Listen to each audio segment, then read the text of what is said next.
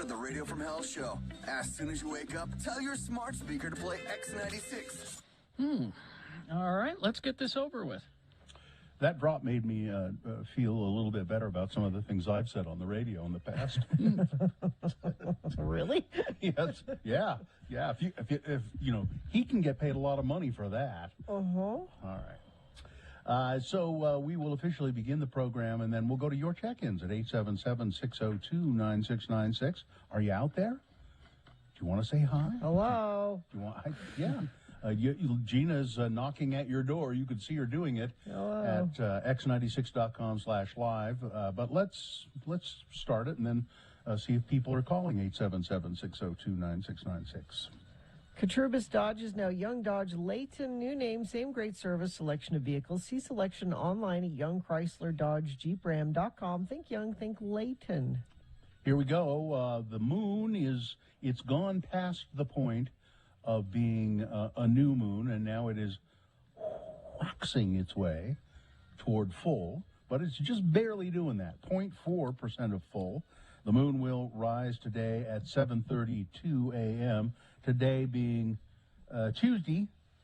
It's the 7th day of September in the year of our Lord Jesus Christ, 2021. And this is your September, your Led Zeppelin fact of the day. The 4 symbols on the Led Zeppelin 4 album have been controversial to many people, although many members of the band never came straight out and said what those symbols meant.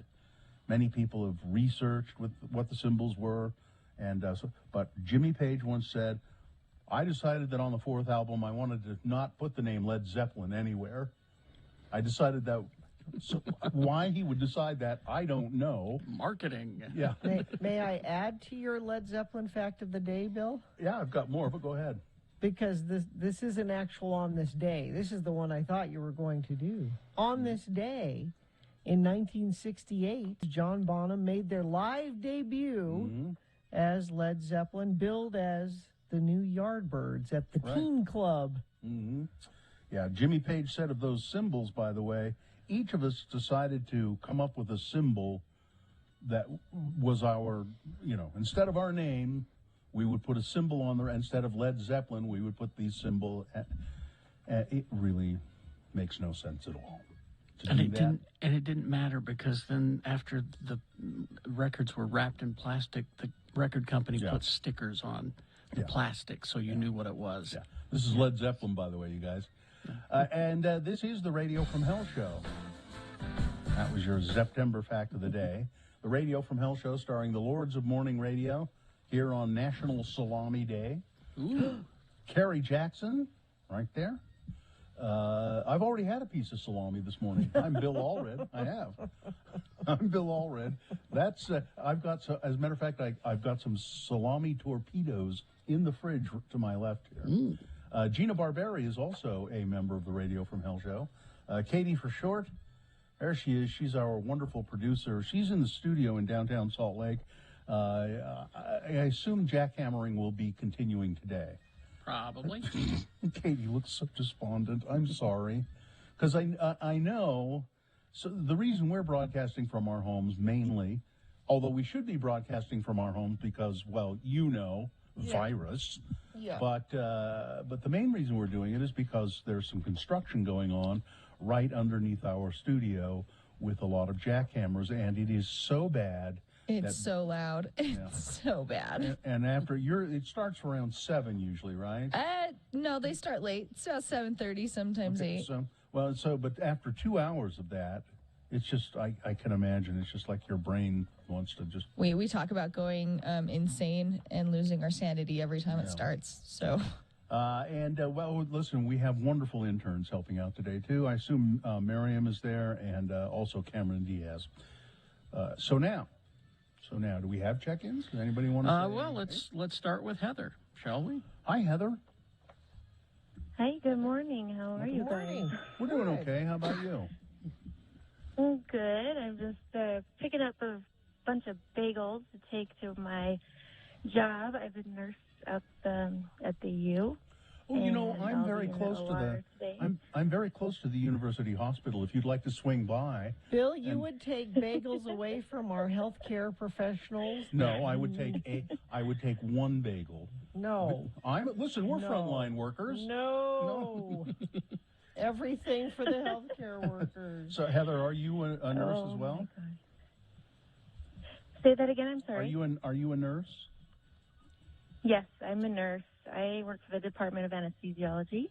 Okay. And so I just get to be kind of everywhere. Today is my OR day, and I also have a second job. My husband and I opened up a book, music, and art store on 9th and 9th on Halloween last year. Oh, yeah? So I go there after. What's it called? It's called 9th and 9th Book and Music Gallery. Well, that says it all. We're literally next door to the Tower Theater, inside 9th and 9th Jewelers. Mm-hmm. We buy flowers from Dave the Flower Guy when he comes by on Friday, although we haven't seen him in a few weeks. But yeah, hopefully he hears this and comes by again. Yeah, pretty cool. We'll make sure that he comes by, and I'll try and patronize. I didn't know it was there, so I'll try and patronize your bookstore there. That'd be awesome. You actually know that my husband, Brandon, he's formerly of Graywell. So, COVID happened, and we decided to open up our own business, and it's been awesome. Well, that's great. So I like what, as you were signing off there, you said, stay cool, so you do that too, and stay safe, okay? See you later, Heather. Thank you, guys. Love you. Thank you. Thank you, Heather. What a nice person. I say that we stop there. It's not going to get any better than that. Not going to get any better. No. And besides, there's probably not another call, is there? Well, let's just stop there. Yeah. Let's see. Texters checking in. Happy Jewish New Year, 5782. Rosh Hashanah. Teacher Emily checking in. I took Friday off because I saw neon trees. Had a nice 4-day weekend. Oh, yeah. That's good. At the Gallivan. Brandon is also in a band called Whiskey Fish. Whiskey Fish. Whiskey Fish. I remember Brandon from Gray Whale. I think I sold him a lot of my stuff. He called You're not me supposed to do that. Well, I had a bunch of books and records, and I remember he called me and he said, "Are you sure you want to sell this one book?" And I said, "Which one?" It's The Crow. Mm-hmm. I said, "Yeah, I don't want that anymore." He said, "But it's a first edition." I said, I've gotten my use out of The Crow. Give me what you want for it, I suppose. All right. Traffic, please, Gina. So crash northbound I-15, 1600 north off-ramp in Orem. It's off to the right shoulder. That's the only thing that UDOT is reporting. What are you reporting? How do you report? Well, you make sure it's safe to text, and then you text us 33986, and I will pass it along for you. Scott Hale is offering a $39 AC end-of-season, $49 furnace preseason, or tune-up for both for only $59. Call 801-264-HALE. All right, coming up in the next break, all in the next break, big boy news, opinioendo, and very important sports, all on the way. Stand by.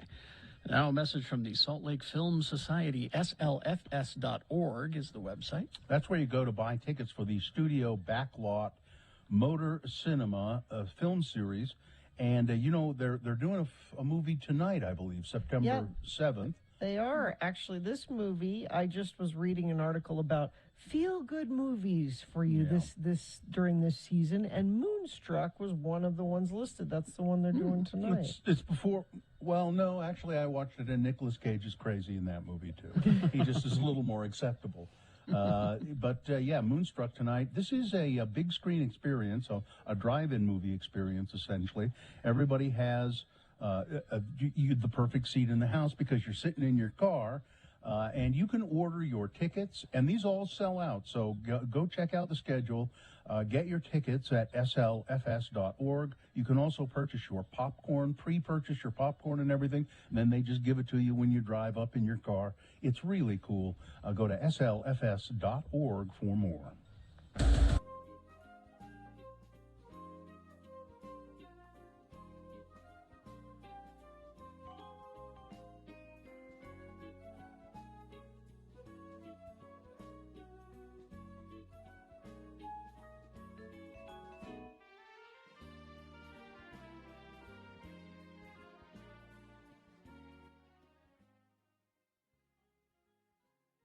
There's a great a little video that I tweeted early this morning at RFH Bill. Well, let me go look. It's a little video of some mayor somewhere in Wisconsin, I think. Yeah.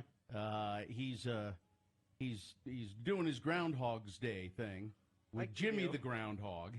Jimmy, that's Sun not a Prairie- groundhog name. It's not. Why is Jimmy not a ground? Phil is a groundhog name. Sure. Why is Jimmy not a groundhog name? Jimmy's It's fine.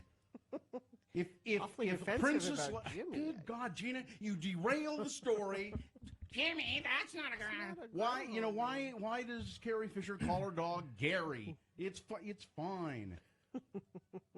Anyway, Sun Prairie, Wisconsin, Jimmy the Groundhog, and the mayor Jonathan Freund is and he's an idiot. And I love the way they wrote this story on what is it, Gawker or Newsfeed? It's called Gawker's Newsfeed. Yeah. Low-rent Punxsutawney Phil impersonator Jimmy the Groundhog has the annual task of predicting each February whether Sun Prairie, Wisconsin will experience 6 more weeks of winter. This year, the job got to him a little bit as he whispered his prognostication into Mayor Jonathan Freund's ear. The weather will be, got your ear, sucker! I'm biting your damn ear off. How do you like me now? He gets a hold of it, too. Yeah, he does. He gets a good chomp in there. Yeah. You watch the He little keeps video. going. The mayor keeps going, though. He doesn't stop. Yeah, flinching from the savage attack on his soundy flaps, Freund attempted to translate the bite from groundhog to English. He didn't see his shadow, the shaken mayor stammered, so it will be in early spring. Jimmy's handler is obviously concerned about the integrity of the little biter's predictive record, later clarified that he had actually been attempting to indicate that winter would last another 6 weeks. It is Wisconsin, after all. So the mayor got it wrong altogether. Yeah. The mayor's office responded that only the mayor can translate Jimmy's prediction, the Milwaukee Sentinel-Journal reports. But it's a funny video. Watch the little video. My question is, what kind of a mayor name is Jonathan? I mean, really? It's a fine That's mayor a terrible name. mayor That's name. a fine mayor name. No, that's a terrible name. Jimmy is not a good name for a groundhog. Jimmy's a nice guy. Groundhogs are mean. Gino, why don't you just shut up? A texter points out Jimmy the Groundhog was part of the Gambino family. Exactly. That's your confusion. So, What? Jimmy Getting is a awfully perfectly defensive. fine name for a groundhog. Who died and made you the namer of all things? I'm not the namer of all things. You sure act like it. No, Val Kilmer is not dead. Yet. And what kind of a name is Val for a Kilmer? exactly. The Kilmers never named their children Val. What's wrong with them?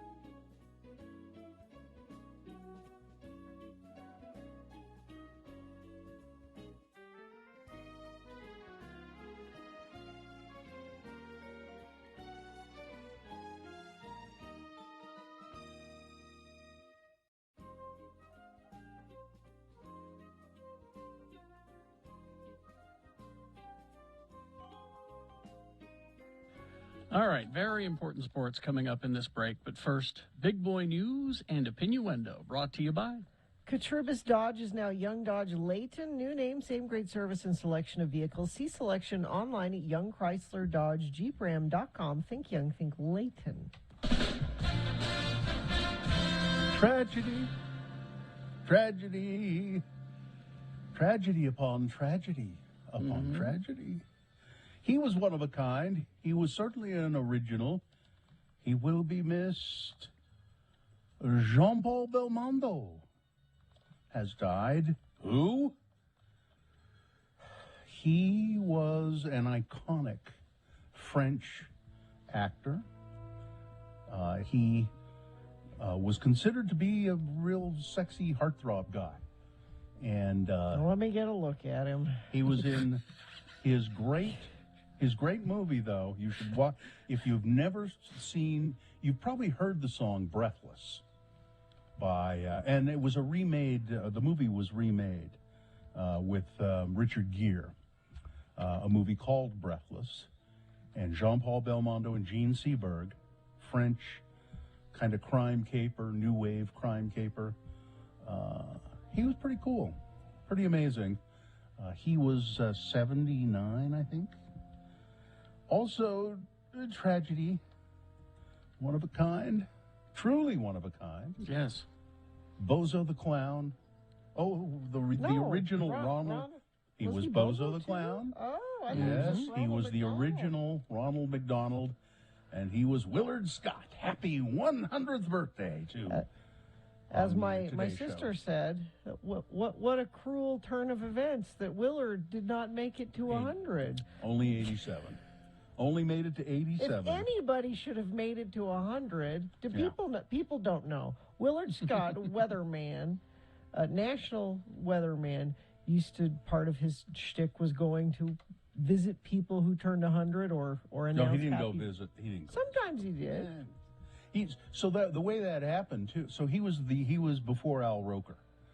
Al Roker took over for Willard Scott when Willard retired from the Today Show. But the way that happened was somebody just wrote in and said, "Would you have Willard wish my grandmother a happy birthday, or could Willard do that?" And he decided he would do it, and it became a big thing. Then once a week he would do these. Announcement of people who had made it, and it was almost always to 100, right? Mm-hmm. Yeah. Now all of those centenarians are greeting him in hell. Oh. And then also tragedy, one of a kind, an original, Michael K. Williams, who played Omar Little in The Wire, Chalky White in Boardwalk Empire, numerous other roles. He was in I didn't know he was in a series that just finished its second season. He was only 54. He was found dead in his apartment. Looks like a drug overdose. Drug paraphernalia around him. He'd been pretty open about the fact that he struggled with addiction for many years, and it got the best of him. He was, he was really good. He was a really good actor. He was magnificent in Lovecraft Country. I don't know if you ever saw that. He just was amazing in that show. I didn't realize he was in Solo, a Star Wars story as well. He had a small role in that. Oh, it was cut. Yeah, I was going to say he was replaced. Yeah, he was cut for some reason. Anyway. All right, let's move on, shall we? How about this? The outbreak of COVID-19 has caused a Utah high school to cancel all classes and extracurricular activities for a week. Grand County School District announced on its website Saturday that 10 staff members and 8 students at Grand County High School had tested positive for coronavirus. Due to that, classes and other school activities on and off campus, including athletics, will be canceled Tuesday through Friday. That's this week, so starting today. We are unable to provide substitute teachers for this many people, said the district. Classes at the high school will resume on September 13th. Custodians will deep clean the school in the meantime, the school district said. Will 3 people get teachers- vaccinated and wear masks in the meantime? Well, they have a mask mandate in Grand County, you'll recall. The 3 teachers and 4 students at Helen M. Knight Elementary have also tested positive. The district announced that school has not yet canceled classes or activities, at least as of this writing. However, the district said that it will inform parents if classes and activities at the school need to be canceled. So Grand County, this is a place where there's a lot of anti-maskers and anti-vaxxers. And there are a lot of people who are very pro-mask, but they knew there was probably going to be a problem. That's why they said we need to have a mask mandate in our schools. People bitched about it, but it seems as though it was too little, too late. 15 Miami-Dade public school staff members in Florida have died of COVID in just the past 10 days. A 30-year teaching veteran was one of 15 public school staff members who died of COVID-19 in just 10 days as Florida continues to reel amid the continuing overwhelming toll of an unfettered pandemic. Who is in charge? Governor DeSantis. Governor Death Sentence. Who is not? Why is this man why don't they have his hands handcuffed behind his back? Who's they? Yeah. Authority. Somebody, some higher authority, the federal authority needs to go in there and say, you're under arrest. This is murder. Federal authority, Bill? Well, That'd go over well, wouldn't it? yeah. Joe Biden. I think Joe Biden ought to go down and sock him in the jaw. That's what I think. Roll up his sleeves. He's the GOP darling. Him and Greg Abbott right now are the 2 most popular to be the presidential nominees right now, and they're both leading states where the death count is just piling up. But you know, it's 100% that Donald Trump is going to run again. I don't know. 100%, absolutely. Donald Trump. What else is he going to do? Continue to run, say he's going to run for president. Meanwhile, he can take all that money into a PAC. Yeah, that's all he cares about. Once he announces a run for president, then that money has to be allocated differently. He can do what he wants with it until he says, yes, I'm running. He's going to run. 18 months into the pandemic, COVID-19 continues to change where Utahns work. We've all learned new tricks for working, and we know that we can work from home, said Downtown Alliance Executive Director Dee Brewer. The latest numbers show that only 33% of downtown office workers in Salt Lake are actually in their offices, according to the Downtown Alliance. That number is up from 22%, the lowest drop during the early months of the pandemic, according to Brewer. He's optimistic that the trend will continue to rise this fall. This fall, like now, people will continue to do what we should continue to do, and that is work from home. Yeah. You have to give me a really good, compelling reason to come back. Amen. Governor Spencer Cox backed away from his extreme maskers comment, realizing, these are not equal on either side. Was pretty dumb. No. During a Tuesday news conference, he was asked whether the state was giving mixed messages on mask wearing, and Cox tried to blame the political rancor surrounding the issue on both anti-maskers and what he referred to as extreme maskers. You can't both sides of this. There is no such thing as an extreme masker.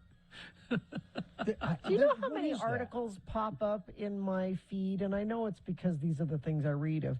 How to talk to anti-maskers. How can we understand anti-mask?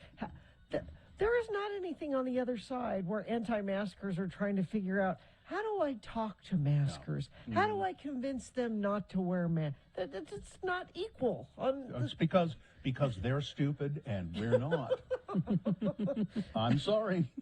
Former Deputy Director of the FBI, Andrew McCabe, said yesterday that law enforcement needs to take an upcoming right-wing rally in support of the jailed January 6th rioters very seriously they're as patriots. concerns mount about potential violence on Capitol Hill, McCabe said. I think they should take it very seriously. In fact, they should take it more seriously than they took the same sort of intelligence that they likely saw on January 5th. Law enforcement members in Washington, D.C. are steeling themselves against another possible attack at the Justice for J6 rally planned for September 18th, which aims to support the insurrectionists charged in the riot. You know, the people event- that smeared feces on the wall Yeah. inside. Let's The support event- them. Yeah, the Patriots. Yeah. Carrie, please. The Patriots. The that smeared Patriots that feces. smeared feces, yes. The event, organized by a former Trump campaign staffer, has prompted security concerns on Capitol Hill, and some precautionary measures will be in place. However, it's unclear how many protesters plan to attend. The rally is also taking place on a Saturday when the House will be in recess. The QAnon shaman, you know, that guy, Jacob Chansley, with his He doesn't horns want to and- be called Don't that call him anymore. that anymore. Well, okay then. Former Patriot There you go. Jacob Chansley has pleaded guilty to a felony. He doesn't believe, he said, I believe Trump wanted me to be there. I don't believe in Donald Trump anymore. Oh, he I'll let say whatever you want me down. to say to let me out of jail and back home with mommy. Yeah. He's, well, I he'll don't spend, like the food here. it's jail time, so, I mean, it's a felony, so he'll do some jail time. And finally, this story. Yes. A barrage of toxic toads in Tucson. Ooh. Toxic toads in Arizona. This is serious. The Sonoran Desert toad is popping up after the summer monsoon season, and it's causing mayhem in Arizona. The largest native toad in the United States usually hides underground and then reemerges each summer seeking extra moisture brought to the region by monsoon seasons. According to the Arizona Family Notes, the large amphibian, this is a big toad, produces a toxin dangerous to both humans and pets if inhaled or eaten. Well, And pets have the tendency to, animals will have the tendency to, like your cat, or will try and catch one of these things and eat it. It will kill your cat. It will kill your dog. So they're saying, I'm afraid of toads. leave these toads alone. Keep your dogs away from them, said Maureen Rowland, managing director of the Banner Poison Center. thank you. Toxic toads. Weather, traffic. Still got the smoke. We've got this high pressure stuck over Utah for the next several days, which Months. means there's nothing to move the smoke out. Months. It's still here. 93 for a high today. 95 tomorrow. 97 Thursday. Oh, it's still summer. It's still very, very summer. 64 right now. It doesn't look like we'll have much chance of rain. Maybe something by Saturday, but that is pretty much your week, it looks like. The evenings are at least cooler. Yeah, no, that's nicer. Yeah. We'll look for a positive there somewhere. Crash northbound I-15, 1600 north off-ramp in Orem. It's off to the right shoulder and probably not causing any issues right now because that was reported about an hour ago. And that's the only thing that UDOT is reporting. And you are not reporting anything either. If you do see something, though, please text it to us, 33986. Scott Hale is offering a $39 AC end of season, $49 furnace preseason, or tune up for both for only $59. Call 801-264-HALE. All right. Very important sports now brought to you by.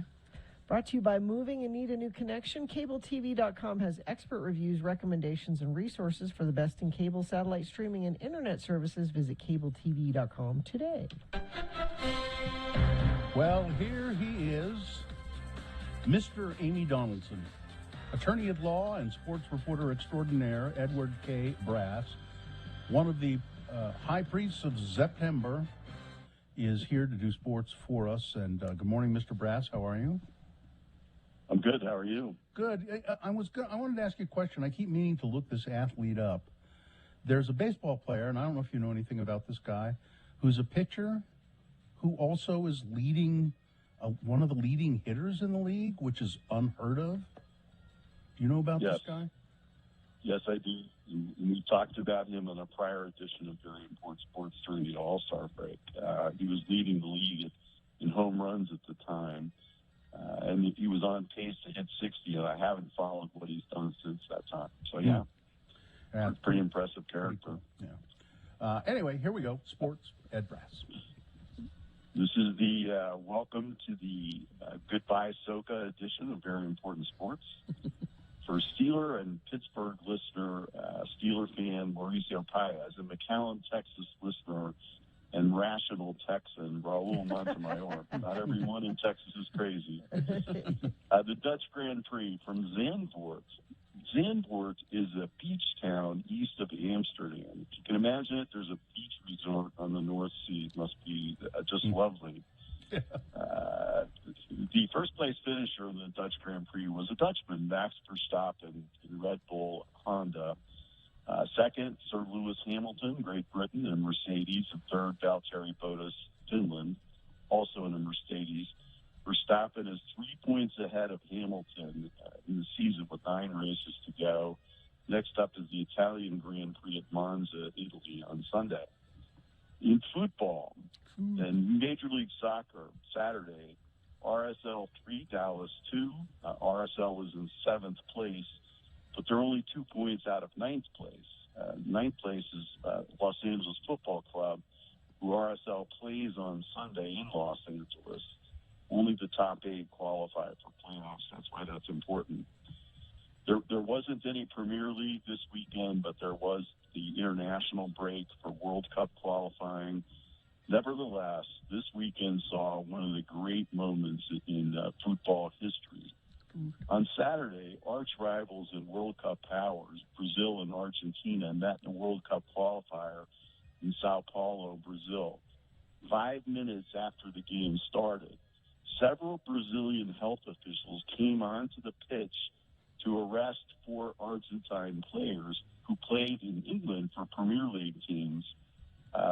The officials declared them to be a serious health risk. Travelers from the UK are banned from Britain. These 4 entered from Venezuela. They came, well, and COVID's out of control in Brazil, so that's sort of interesting. Yeah. The 4 players who came from various English teams came in from Venezuela, and the health officials said that they didn't quarantine long enough. No. So basically, they arrested them, took them off the field, ended the match. It's a World Cup qualifier, and the 4 are now in quarantine.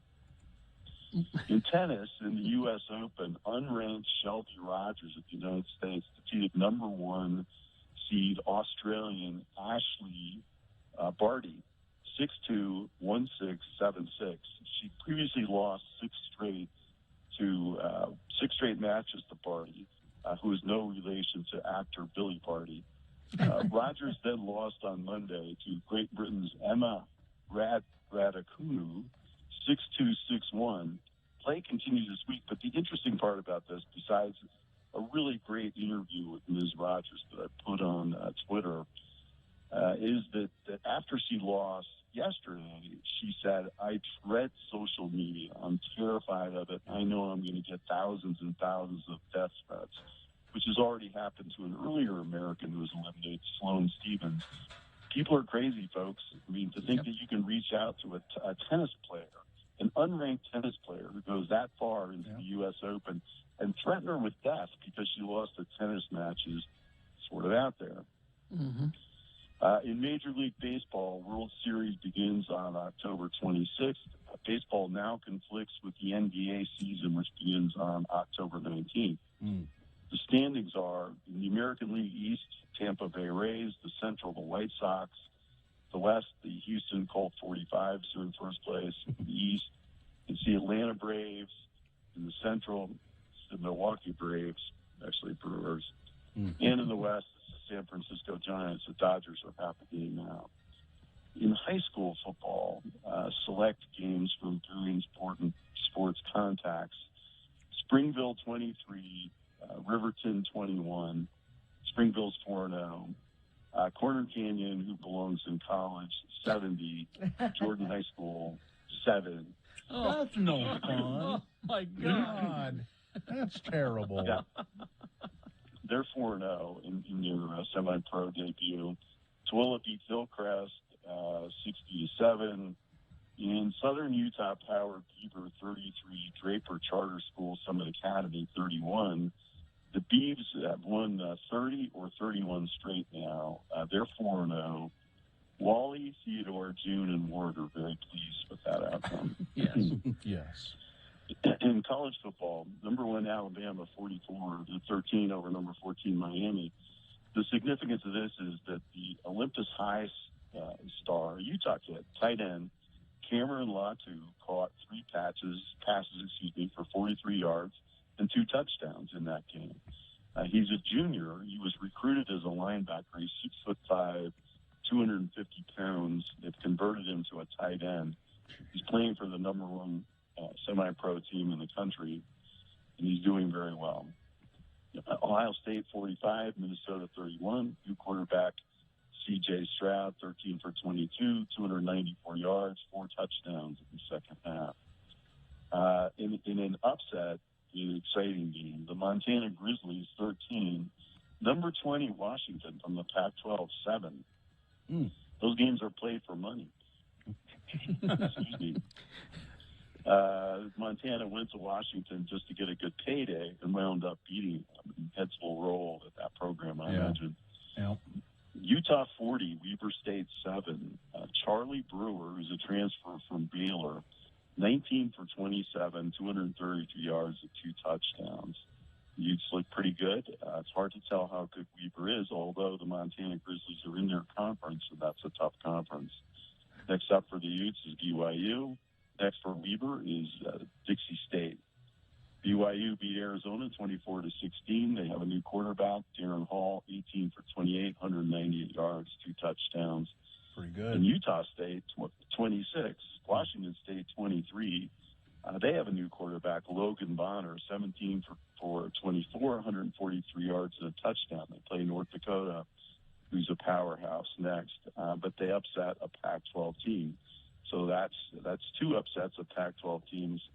In Southern Utah, also playing for money, went to Arizona State and clobbered 41-14. They get real next time and play someplace called Tarleton State, which is a Texas school. Florida State lost to Notre Dame 38-41 in overtime. The significance of this game is that a player, their quarterback, was injured in the 4th quarter, which brought on a guy named Mackenzie Milton, who tore up his knee 3 years ago. He didn't just tear it up. He was hurt so bad that it severed the arteries in his leg, and he had to be taken from the field to emergency vascular surgery. Lucky they had a great medical school with great doctors that were ready to operate on him, where he underwent 3 significant surgeries. There was some question about whether he was going to lose his leg. He hasn't played a game in 3 years. He came into the game and brought them back from down 10 points to tie it up, even though they lost in overtime. It was fascinating because the camera kept focusing on his mom and dad in the stands, who flinched every time their son got hit. The mother would look away, the dad would look down. So this is just one more lesson. All this a heroic effort by this young man. It's just one more lesson that just take up golf. Take up golf and take up tennis. Then all you have to do is deal with death threats. Don't you make a lot of money. Formula One. Why aren't you encouraging kids to go into Formula One? I never hear you say that. Don't let your kids take up football. Don't let them do it. Yep. I think you have to be European to be in Formula One, frankly, or more Central or South America. You have to have skills. I see Formula One every day, actually, when I'm coming home from work. People are weaving their Honda vans in and out of traffic. So. All right, Thank you. Edward Brass. Thank you. All right, you, sir. Have a lovely day. You too. Traffic, please, Gina. Crash northbound I-15, 33rd South and South Salt Lake. The 2 right lanes are blocked. And that's it. That's traffic. Move along. All right. Okay. We will take a break. We'll be back. It says Utah word of the day. No, I didn't. Was I supposed to do that? I don't know. Oh, I forgot. Well, no.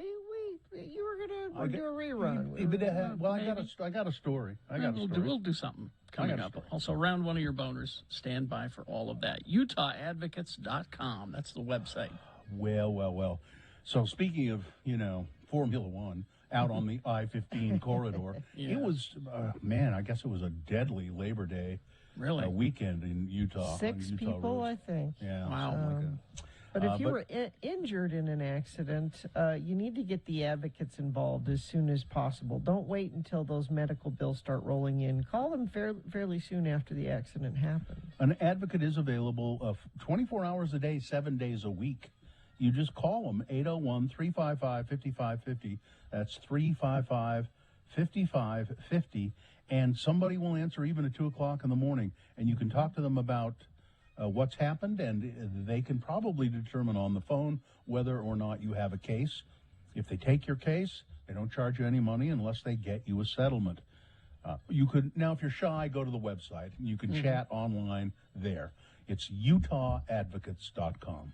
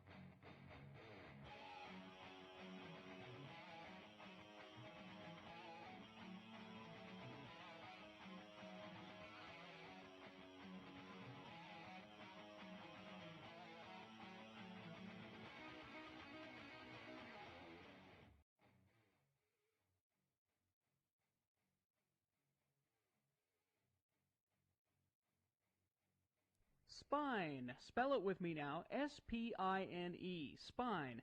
And now we'll use it in some dialogue, featuring our 2 Utah men, LeVar and LeGrand. Elder LeGrand Ardun Jr. has called his friend LeVar with worries on his mind. Never fails. It's always during my favorite show. Yellow. LeVar?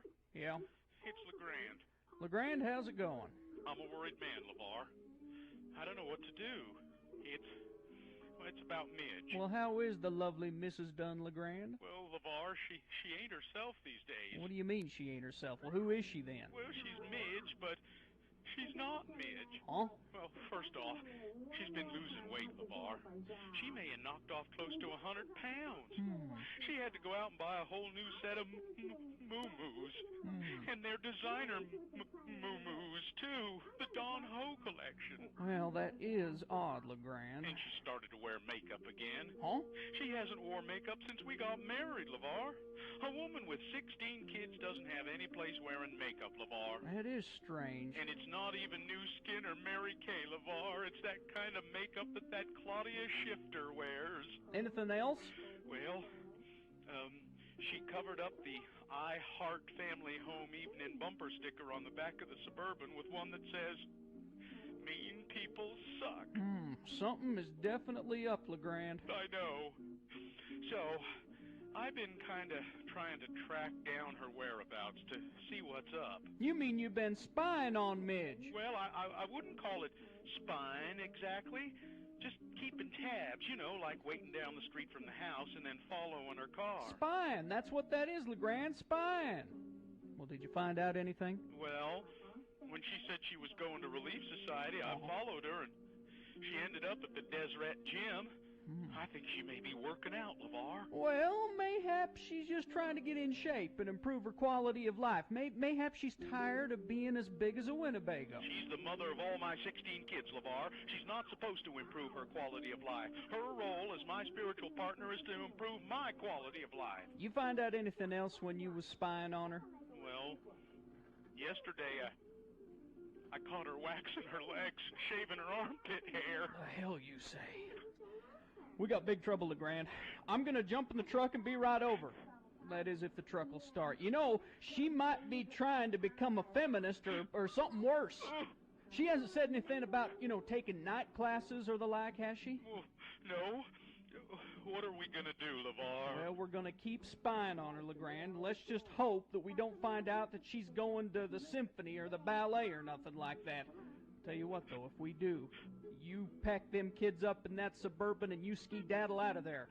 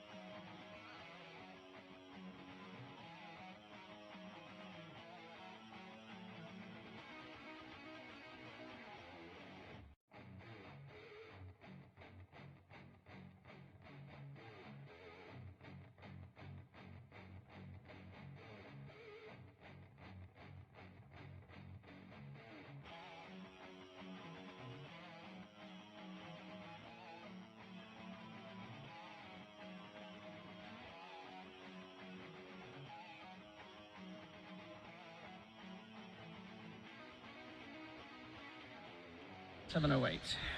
So I was supposed to write a Utah word of the day, I guess, and I forgot. I thought we gave you a break because you had family stuff this week. Yeah, that's what I thought. He said he was going to write it. I did. So that was the thing. I was, but I was otherwise occupied with my mother-in-law's funeral, which was on Saturday. And I had nothing to wear to this funeral. I was full of despair about this. I had to go. I was going to be part of the program, read the obituary, and so I had to be presentable. But I had no clothes to wear. I'm way too fat to fit into anything that I had that previously looked nice on me. And so I thought, well, maybe I can cobble something together from the Deseret Industries, and I talked about that last week, and sort of did, and took some pants that were presentable halfway, and I took them to my friend Raheem, the tailor over there on 7th East, Elegant Tailoring, and he said, "Oh, Bill, I can fix those up for you, no problem." So in that, but still. A coat from the DI, pants from the DI, and they didn't quite match. The pants were dark, and the jacket was light gray, and I just kept thinking, "Oh God, this is gonna be terrible. I don't know what to do. Maybe I should just go to a store and buy something." But it's Friday. No, and then it's Saturday. No, it's Friday. And I have a remote Friday afternoon. And I'm going, I've got to do something. So I called a men's clothier and explained what my problem was and what an idiot I was. And this particular men's clothier said, "No, I don't know. We could probably put something together for you, but we don't turnaround time. Well, we don't have enough people working." And we could maybe put something together for you. I mean, but white shirt, you're out of luck. There isn't a white shirt in Salt Lake. No white shirts available. There isn't a white shirt in Salt Lake. That's apparently true. Really? Men's white dress shirts, there aren't any. Huh. And he was just kind of discouraging. So I said, okay, I guess I'll have to go with this DI. But then I thought, what about Mr. Mack? And so I called Mr. Mack at City Creek. And the guy said, I understand. Yeah. If you come down here, we can get something going for you. And I did. And I think within about an hour and a half, I walked out of there with a suit. A new belt, new pants, new matching pants and jacket. The pants were, way too long, of course. But he said, I'll run these downstairs. Let me call them. I think I can get them, hemmed up for you right now. He did. And I walked out of there with a suit in just a few minutes out of Mr. Mac. Just like the guy said in the commercial. Yep. I think it's Swedish knit, what I bought. I think. Mr. Mac, yeah. And now, it didn't really fit quite well enough, but it was new. The shirt was kind of too big, and it kept coming out. But I sort of hid it. I could hide it by holding, my script of the obituary in front of me. It always feels better to be in something that was put together for you. Well, let me just put it this way. I passed. I made it. I made it through. Well, and really that's... $300 and something later, which is pretty inexpensive, really, when you think about it. And you have something now going forward. I'll never wear it again. No? Are you kidding? No. Kidding me? Oh, when you get called on that mission, you'll wear it again. Yeah. No, I probably will, because even that jacket, a brand new jacket, I can't quite button it closed. So, but Steph wants to know if you got the 2 pantsuit deal. No, I just got the one. But they were really nice, and I don't know why. This is probably they do this all the time. But he said, okay, here you go. Now I'm taking $100 off the suit. So and that's probably just a standard. And I'm taking $10 off the shirt. And but they must because this happens all the time. Funerals in a couple of days, I don't have anything to wear. That happens every week to them, I'm sure. Funerals aren't something you plan for months in advance. So I'm just curious, though. I think it's weird that this other men's clothier, big nationally known men's clothier, they were not encouraging at all.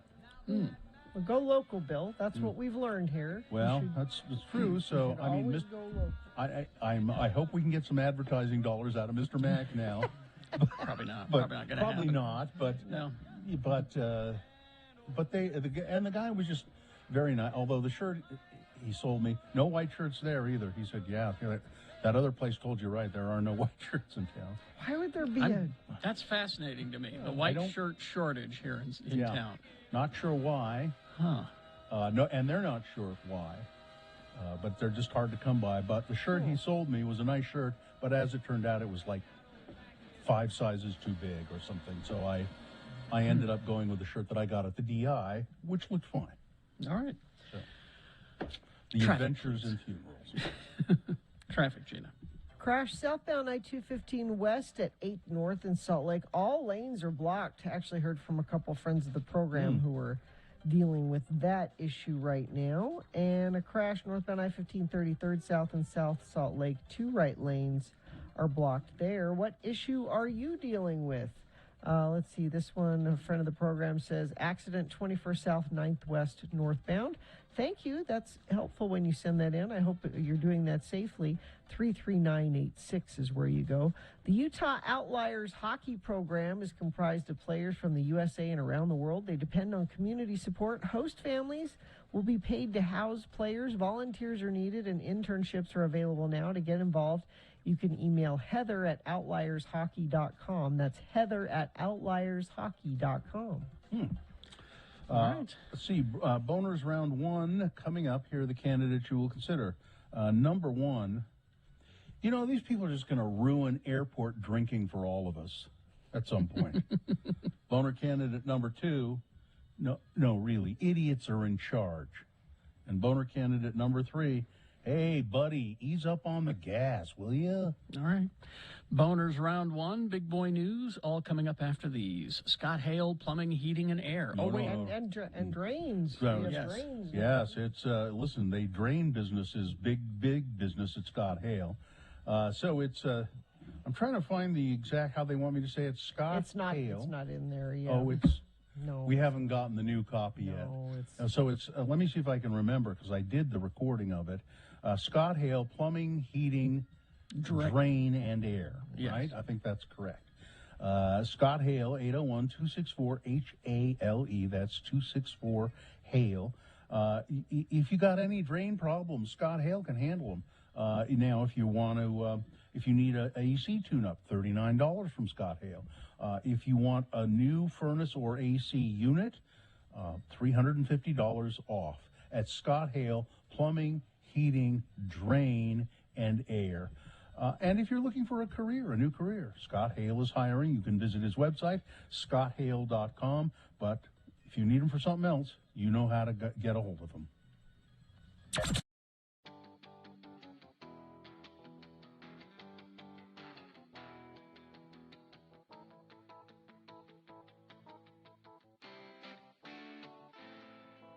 Yeah, I enjoyed that class yesterday. You did you? Yeah. Well, that's nice. Well, you don't have to come to them. Why would you think that I don't want to come? Carrie, I have because I am one of the kings of sarcasm, I note sarcasm in your voice. I don't know what you're talking about. He had a great I thought it was a time. grand waste of time. I'll Yes, be quite it honest is. with you. All right? Because in those classes, there's maybe 5 kids who are actually interested in radio, and the rest of them are getting an easy credit. Carrie. So the first thing we do when we get to the class is we say, all right, first of all, who's here for an easy credit? And those people who raise their hand, leave. Go right now. We'll sign a form, whatever it takes. Just get out of here. You would deny a college student an easy credit? What kind of a Grinch are you? I'm not denying them an easy credit. If it were up to me, we would close down the college radio stations, but we don't. That's an easy credit. They can do that. Carrie, While I'm there, I don't want to deal with people who just don't want to be there. That's why I don't speak to schools. That's why I hate that stuff. Now, be honest. You don't speak to schools because you're not allowed. There's usually. that true. You That's used true. to speak to schools. See the basis of education. And by the way, the kids that want to be there, they just sit there like lumps anyway. No, there were a couple of them in the back talking. One who arrived 20 minutes late, and then he sat in the back talking with his buddy. Oh, I didn't see that. Although when he came in late, I almost said to him, why are you bothering? Why don't you just leave? You know, and he's sitting in the back talking with one of his friends, and I'm like, You should have said something. I didn't notice that. I didn't either. I nearly did, but then he shut up because I started staring him down. If you can just touch one child. I don't need. all. Look, I don't want him touching any children. I don't. That's why that's he's true. not allowed. Well, I don't need to understand education. I'm not trying to take away their breeze through their, college degree. I'm there for an hour. That's all. 5 students who are interested, that's great. Everybody else take off. We'll sit and have a chat with 5 people. I'll touch those 5. That's good. all right. Especially that Heidi from yesterday. She was really cute. But anyway. See again why he's not allowed. She was very interested in what we were She doing. was. She was wanted very to interested. learn. And I heard her on the radio, on the college radio station. She's very good. I think someday we'll be working with her. Maybe not now that you said that. No, I'm Not as I don't want to work with those guys. not her partner Pickle, of course, but Well, it was Pickle and the turd bag. What was the other guy? Pickle, Turd, and Carl. Heidi, I think is what it was. Oh yeah, Carl. His name's Carl. Apparently we made Carl cry. Really? Is what Yeah, I I was heard told. he was laying on the floor of the break room. So and again, Crying. if we can discourage someone from getting into radio, that's also Your we- job is done. Particularly you, Carl. Already, we started with Carl. He's done. He will not be in radio anymore. So, mission accomplished some at good Cedar has City. happened. Some good has happened. And think of it this way too. Carl will go on to better things. He will be a professional clown that entertains at kids' parties. That's what he'll be good the at. creepy clown with the Cro-Magnon brow is what he will be.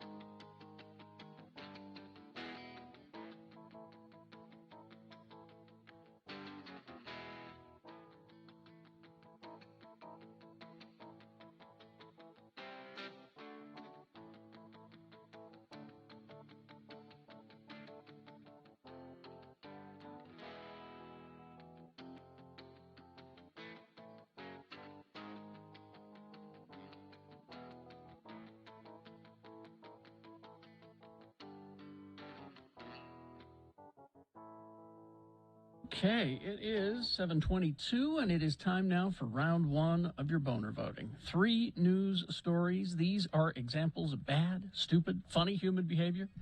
You'll decide with your votes of these 3 candidates which one is the worst, which one deserves to go forward to boner fight and possibly become boner of the day.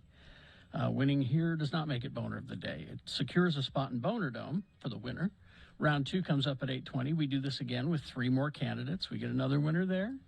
We take both, we put them against each other at 9:20 this morning. That's when boner fight happens. That's when you'll decide boner of the day. So our work has begun. Let's send one of these 3 candidates forward from this round 1. 2 candidates now, a third after the news. Once you've heard all 3, then you will vote. One of you lucky random boner voters will receive I can't buy it, gotta win it Radio from Hell boner t-shirt. Boner candidate number 1, excuse me. These kind of people, they're going to ruin airport drinking for all of us.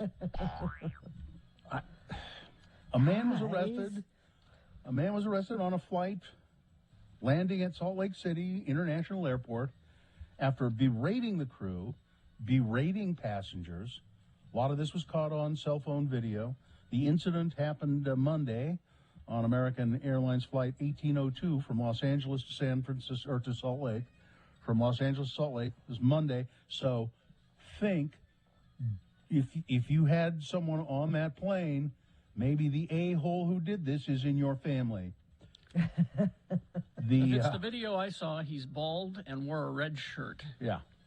According to Dennis Bush, who witnessed the man's behavior and arrest, he yelled at women of Asian ethnicity, a woman of Asian ethnicity, telling her to sit down when she was standing up to deal with some back issues she was having.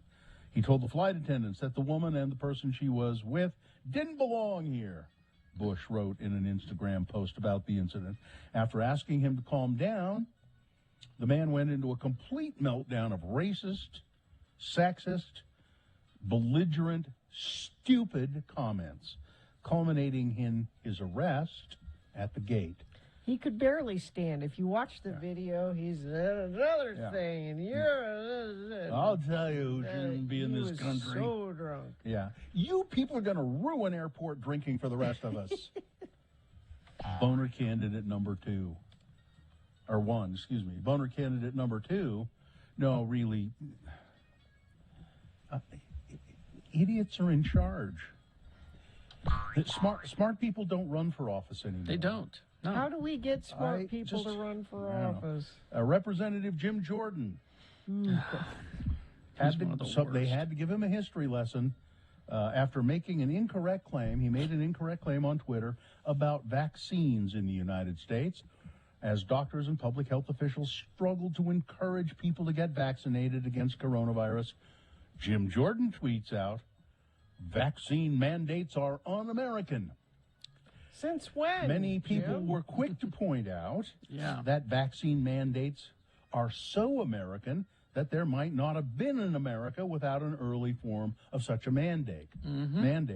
George Washington ordered his troops, you have to be inoculated against smallpox. This was in 1777.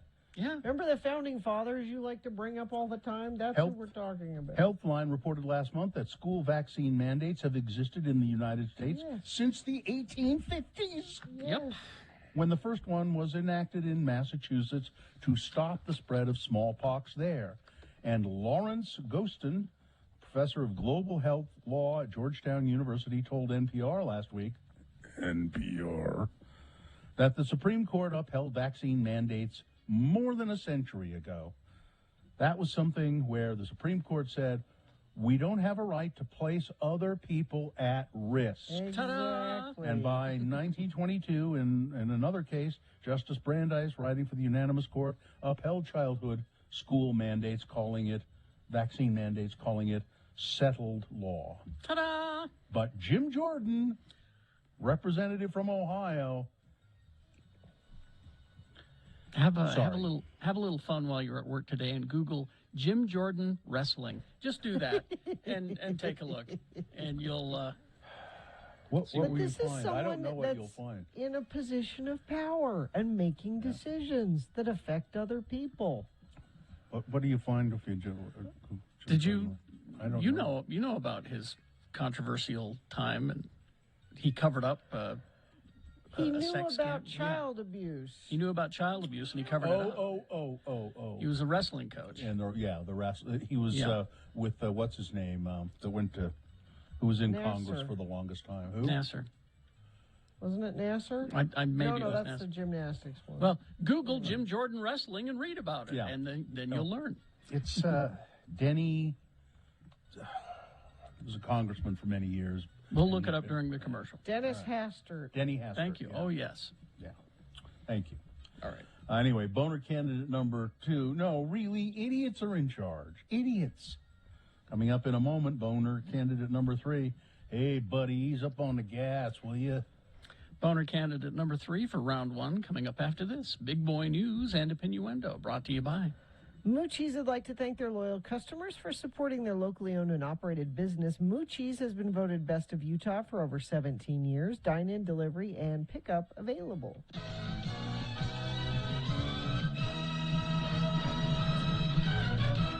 Well, I think it's official. Courtney Kardashian is a poser, man. She is a poser. A poser. What is she? What is she opposed to? Well, she's a poser, man, because, here's how I know. Because the ex-vocalist for Cannibal Corpse, Chris Barnes, so he saw a picture of her with Travis Barker, and she was wearing a Cannibal Corpse T-shirt. So she's a poser. My guess is he's absolutely right, and she has no idea anything about. But then another member of the band said that he's fine with it because, hey, it's exposure. Sure. Mm-hmm. Yep. It's advertising. Chris Barnes was a member of Cannibal Corpse from their inception in 1988 until 1995, with his final record with the band being 1994's, the Bleeding. You remember that song? Of course. That's Courtney's favorite. Let's see now. And Stanley Tucci has revealed that he had cancer. We need to protect Stanley Tucci.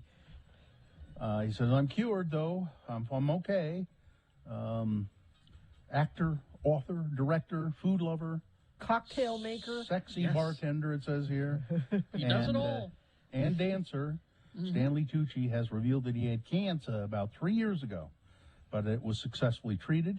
In an interview with the September issue of Vera, which is, I'm sure you know, Virgin Atlantic's in-flight magazine. No, You didn't? No. So I don't fly Virgin Atlantic very often, but I like the magazine so much I have a subscription. He was diagnosed with a tumor at the base of his tongue, and he went through several months of high-dose radiation and chemo, and he said, pretty much they say I'm cured. It was pretty bad for a while, though. He had to have a feeding tube. Hospitalization rate for unvaccinated teenagers. The Delta variant has driven up pediatric hospitalizations. There is no indication that the highly infectious variant is causing more severe cases in children and teens than earlier versions of the virus, but signs of severe disease in that age group were about the same this summer as they were earlier in the pandemic. However, the Delta variant, is spreading, and scientists are investigating another coronavirus variant known as MU, which was designated by the World Health Organization as a variant of interest earlier this week. Variants of interest. Britain is so what? I don't know. Is this thing going to keep just mutating and mutating and mutating? Yes. Unless we get vaccinated That's not going to happen. Yeah. Guess not. No, thanks AM Talk Radio. Thanks Tucker Carlson. Yeah, thanks Alex Jones. Businesses and venues have started to require proof of COVID-19 vaccines at entry here in Salt Lake. Protesting that idea. There are people doing that. Others support it. We've talked about the Bayou the restaurant and bar in downtown Salt Lake, requiring its patrons to be vaccinated. And then people protested outside the bayou. Why are you protesting? My guess is most of the people protesting have never been to the bayou. No, and they don't had want never. They're not. Yeah. And go somewhere else. Again, because it's stupid. If I have a problem with a business, I don't go there. Yeah. Why don't you try that? They don't. They never have gone. I guarantee you, they're not patrons of the bayou. Well, the owner of the bayou says there are only a few businesses in the state requiring vaccine, and each business has the right to do so. Of He course. said the act of protesting this policy is un-American. Across the street from the bayou, the state room, they also requiring proof of vaccination to go in there. So let's see the forecast. Now the Farmer's Almanac says cold Trusted and snowy. source. Cold and snowy this winter. It better be. The 230-year publication contains all sorts of information. I haven't seen a copy of it for a long time. I think you can probably get it at the IFA still. But it says it will be cold and snowy this winter here in Utah. What do actual weather people say? They say no. Probably not. Mark Struthwolf, a meteorologist with the National Weather Service in Salt Lake, said, I would love that to be true, but I'm thinking it's not going to be true. And let's see, how much time do we have? Yeah, 2 minutes. Okay. There was a nice little interview with the BBC and Lindsey Graham, and the BBC reporter just stands there and looks kind of stunned as Lindsey Graham says, well, the Taliban, we're just going to have to go back in there. I predict, and I think this is true, we're going to go back into Afghanistan. We're going to go back in there and wipe out the Taliban. There's just no choice. That's what we're going to... And this guy at the BBC goes going... Has that not happened in the last 20 years? If that was possible, why... Well, we had 5,000 of them in jail. Then Trump let them out. We continue to make the same mistakes, too. We go into these places like Vietnam or Afghanistan and make no attempt to really understand how things work, what the country is like, what the ins and outs of it are. Yeah. We just go in there and you try to impose your will on something that doesn't want it to be imposed. So we lose. We get kicked out. Happened in Vietnam, happened in Afghanistan. We just didn't make any attempt to really understand it. Invaders are usually never welcome. There's your first rule, okay? You're going in there. You're not going to be welcome. You won't be greeted as heroes. So I can tell you what your favorite candy is based on your Zodiac sign. Oh, yeah? Okay. Yeah. It says your favorite candy is influenced by the stars. Let's see. So what's your sign, Gina? I'm a Scorpio. Scorpio. Oh, you love cherry cordials, don't you? No, I don't. In fact, that may be my least favorite candy. Well, that's true because cherry cordials are mysterious and sensual, it says here, and you're neither of those things. No. Carrie, what's your?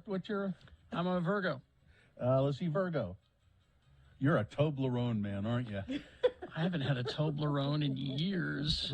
Because Toblerone is refined and perfect. How about you, Katie? What's your sign? I'm an Aquarius. Let's see, Aquarius. Oh, you don't like candy? No, nerds. I do like nerds, but it has to be either the purple or the pink ones. Those are the only ones I'll do. That's because people who like nerds and who are Aquarius are bright and zany. Oh, that's Katie. Cool, I like that. Okay. What about you, Bill? What's yours? Taurus. Sensuous. Rich. Godiva chocolate. Because you're sensuous and rich? Yes. I'd rather be that than be a Leo whose candy is Jolly Ranchers. Poor Leos. I know. No peanut M&Ms there? No? Let's see. Because that's my favorite. Or Reese's peanut butter cups? Any? Libras. Libras are. So you're Reese's. supposed to be a Libra, Gene. Somebody just texted me, do me, I'm a Pisces. Do me. Oh, it's, do me. I think that's Miriam. Let's get to that list coming up, because we got to get to... It's gummy bears, Miriam. Gummy bears. Weather traffic. So weather is pretty much going to be the same all week. Hot, highs in the mid to upper 90s, and smoky, because that high pressure is just sort of hanging out over the state, unfortunately. Next chance for maybe some showers and something mixing it up. It won't be till Saturday, unfortunately. Also, unfortunately, traffic is pretty bad right now. Crash southbound I-215 west at 8th North in Salt Lake. All the lanes are blocked. Traffic is having to use the shoulder to get by through there. And then northbound I-15 33rd south, 2 right lanes are blocked there. So they're getting you coming and going, it seems, in traffic right now. And lots of friends of the program texting in about that. Sorry, you're stuck there. But when things start moving, if you could text us and let us know, that would be great. 33986. The Utah Outliers hockey program is comprised of players from the USA and around the world. They depend on community support. Host families will be paid to house players. Volunteers are needed and internships available now. Get involved. Email heather@outliershockey.com. Here's boner candidate number 3. Hey, buddy, ease up on the gas, will you? So if you killed somebody when you were driving, all right, you'd probably go to jail.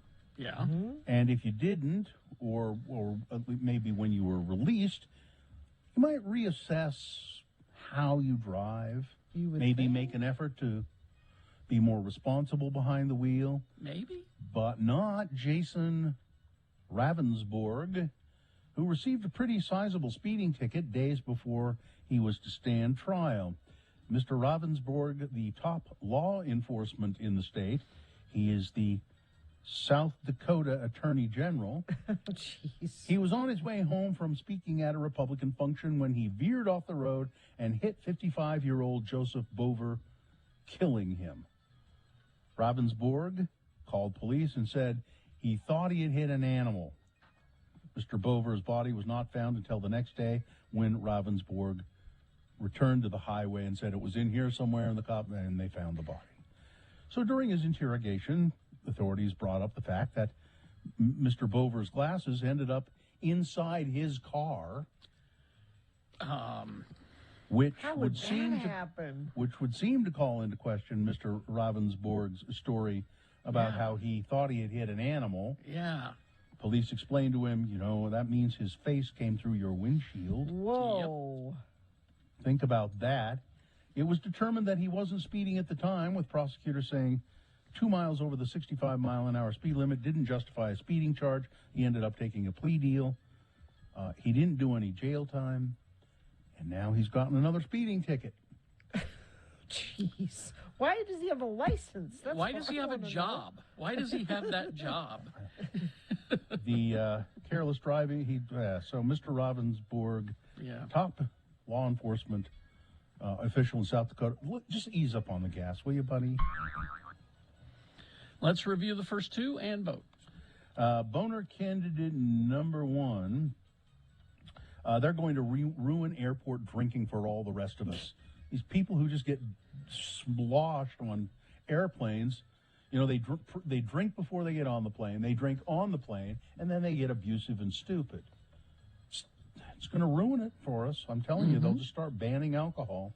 And boner candidate number 2, no, really, idiots are in charge. Jim Jordan, Representative Jim Jordan, says that vaccines are un-American. No, they're very American. I'm sorry. They've been done for a long time. Yes. Boner candidate, vaccine mandates, I mean. And boner candidate number 3, hey, buddy, ease up on the gas. All right, you've got to decide of these 3 candidates, which one is the worst, which one should go forward to boner fight and possibly become boner of the day. Winning here secures at a spot in Boner Dome. Then at 8:20, we do this again with 3 more candidates. We get another winner there. And we take both winners and put them against each other. At 9:20 this morning is when you'll decide boner of the day with Boner Fight. So, pick one of these three to send forward. 1, 2, or 3. Remember your candidate number, the one that you think should win. Put that single digit in the message of a text, and then text that to 33986. Or you can call the producer's booth. I think Miriam will take your vote in the producer's booth there. 877-602-9696. Use your voice. Or go online, x96.com. Look for the box that says Boner Voting, September 7, 2021, and vote there. If you don't see that box, refresh your browser. It should appear. All right, you've got to decide. Here we go. This is round 1. Let's go.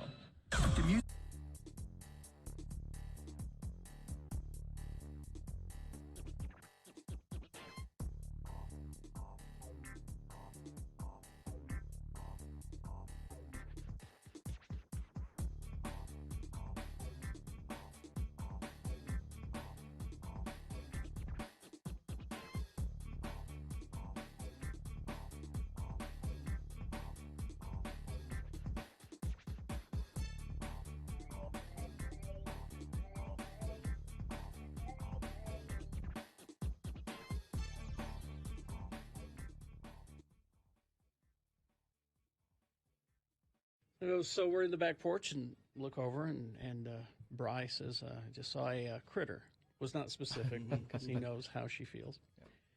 And that was that. So Sunday morning we wake up. Morning's going fine. Everything's good, making coffee, the whole thing. And then I hear Sue screaming. Oh, jeez. Uh-oh. And I come into the kitchen, and she's looking out the back window.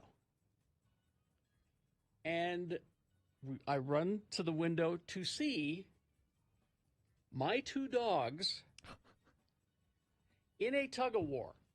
Really? With a rat. Was it still alive? The rat was wounded. Oh. So I go running out there, and it's like, get inside, get inside, get inside. And so we got a couple of little ratters. So we close the doggy door. Sue immediately brushes their teeth and cleans their faces. Yeah.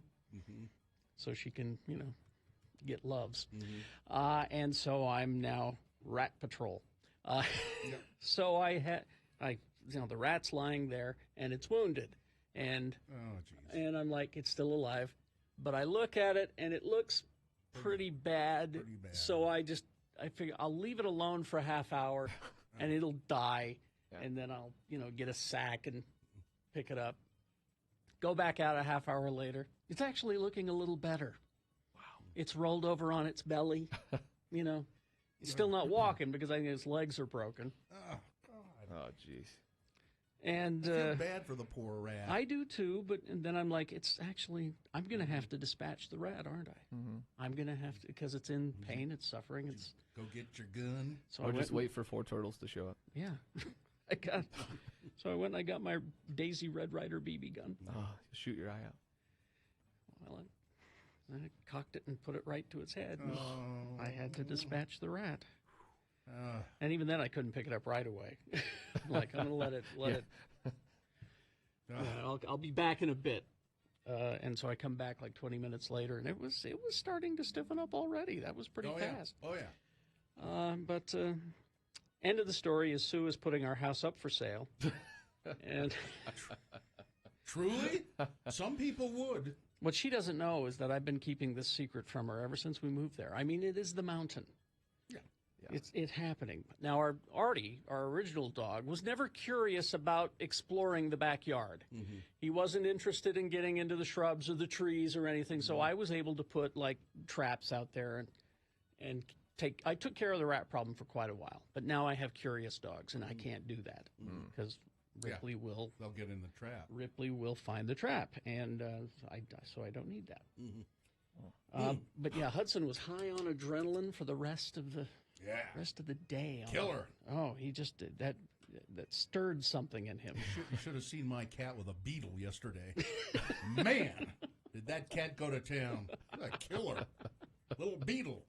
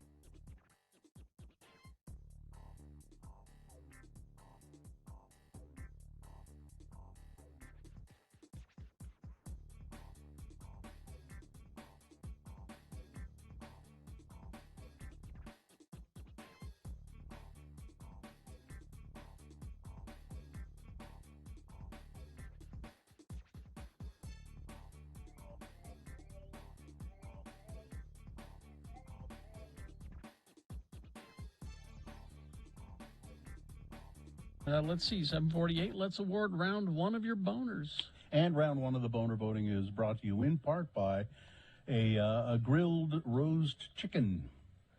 And Keturbis Dodge is now Young Dodge Layton. New name, same great service and selection of vehicles. See selection online at youngchrysler.dodge.jeepram.com. Think young, think Layton. Well, there was boner candidate number one. You know, they're going to ruin airport drinking for all of the rest of us because of these unruly, sloppy drunks, and they get on planes and cause problems. And pretty soon, I won't be able to have a cocktail or two when I fly. Boner candidate number two, no, really, idiots. Idiots are in charge. Jim Jordan, representative from Ohio, saying that vaccine mandates are un-American. No, they're not. They've been around for a long time. George Washington. Yeah. And boner candidate number three, hey, buddy, ease up on the gas, will you? South Dakota Attorney General who killed a guy with his car is still speeding, apparently. Lisa won a boner T-shirt, and the winner was boner candidate number three. Hey, buddy, ease up on the gas, will ya? There you go. That's the winner of round one. It is now qualified to be boner of the day. We got round two coming up at 8:20 with three more candidates. We'll get another winner there. We'll take both winners, put them against each other. 9:20 is when you'll decide boner of the day. All right. I believe our son Kyle is on the phone. Here he is, a little albino boy, just trying to make it on his own in the big wide world. It's our son, Kyle Brown. Hi, Kyle. You just admitted it. You just said I'm your son. Our alleged son. I will cop to the fact that one of us maybe is your father. I don't think it can be both of us. Likely. There were a lot of people at that party, though, Kyle. There were. And your mother. I know. I think I was there. Might have been. Might have been. Your mother was and she loved entertaining. So. Yeah. So we thought, Kyle, we checked in with you last week. It had been a long time since we'd heard from you, and then we learned that you have a condition. What's it called again? You learned I'm dying and that there may be a will involved. Yes. And suddenly you reached out. Yeah, well. That's what happens. Yeah. Don't talk for a long time. Oh, maybe there's something in it for me. What? Now, you're suggesting that there's a will that you're going to leave some sort of inheritance behind? Yes. Really? There's only one thing on it, though. I was going to say, I don't know what you have. What's on it? It's my 1988 Pontiac Fiero. Well, now that I hear that, I don't think he's kidding. I don't think he's kidding. I don't think he is. Now that I hear this, I'm tempted. No, we're going to fight over it. Now the Pontiac Fiero, if I remember correctly, weren't they prone to catching fire? And apropos name, they do catch on fire. Yeah. And that's why they only made him 4 years. They were terrible. Awful car. So I bought one. They're kind of cool looking, actually, as I remember. But and then they have some weird engine in them, like a cross transverse. I don't know what I'm talking about. And I don't know either. I thought I'm going to get this when the year I graduated high school. I'm going to get one that year because I thought they were cool back then. Because when you're 18, you're about as dumb as you get in your life. Yeah, that's true. So I fell in love with it. So I bought one now that I'm an adult. And don't have much time, so it's what I drive around in. Because what have I got to lose? If it catches on fire and I die? Yeah, big deal. Yeah, big deal. That's true. Oh, Kyle. I mean, so I went to my dermatologist last week. Yeah. And she's like, she burns the things off my head. Yeah. And she's like, you got to wear sunscreen. I'm like, skin? You think I'm afraid of skin cancer? Come on. Yeah. I go to the dermatologist, and he burns stuff off, but he says, it's really too late for you. You know. Well, so how did you spend your Labor Day weekend, Kyle? Boy, you know, I have, I spent the weekend moving in with my wife. Mm-hmm. That's a good idea. So now our marriage is probably doomed. You had been living separately prior to this. Yeah, so it's been like a wonderful 3 weeks now. Mm-hmm. We maintain our own residences, and I think if you want your marriage to last, I would suggest it. It's fantastic. Living in separate homes? Yes. Well, she keep probably a separate residence. She probably was not comfortable in a cardboard box on the corner of State and Main. State and Main, yeah. That's why she had her own home, and that's why I'm moving in there now. Went up to the big house like a grown-up. There you go. Well, yeah. That's good. Are you enjoying that? No. Come on, Kyle. It's got to be better than that box. She has children. Oh. Well, okay. Dirty children. Yeah. Yeah. That's a problem. And they probably don't like you. No. I mean, basically their mother now has moved a strange man into their home to die in front of their face. Thanks, Mom.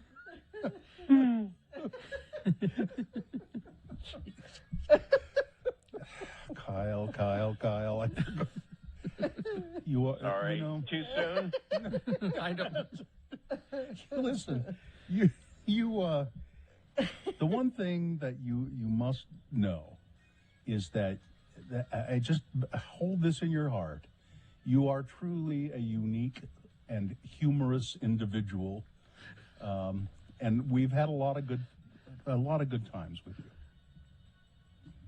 We have, yeah. I've enjoyed it, and I hope people. I know I've made some people angry, and I don't care. If I made somebody else laugh at your expense, I don't care. Yeah, good. Well, okay, that's fine. That's fine. And there's really no point in caring anymore, is there? Right. Yeah, it's like with my credit, you know. Yeah. Stopped making payments weeks ago. You know, what are you going to do? Oh, take me to court? Ooh. Dock my pay? Oh no. Well, it's freedom in a way, isn't it? In a way, yes. Liberating. It is, yes. Yeah. As you slip the surly bonds of earth, as they say. Mm-hmm. Kyle, it's about that time. It's about that time. Can we keep having Kyle back? I want to keep having. You want to come back next week, Kyle? Sure. Okay. Yeah. So we can watch the progression of my death. Yeah. You can hear it in my voice. Yeah. Hey, you know, if that's entertaining to people, I'm totally fine with it. Okay.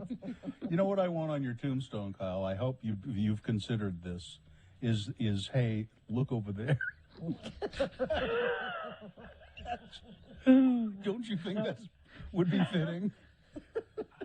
I had not considered that, but honestly now I'm thinking about it. Yeah. It's in the running. It's in the running. Yep. Hey, look over there. With a little the finger, you know, carved.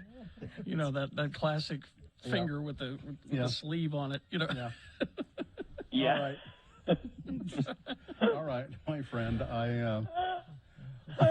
Sorry. Oh, you make damn it. Kyle laugh, he can't talk. Sorry, Kyle. We're sorry. We shouldn't do that. All right, Kyle. So look over there, okay?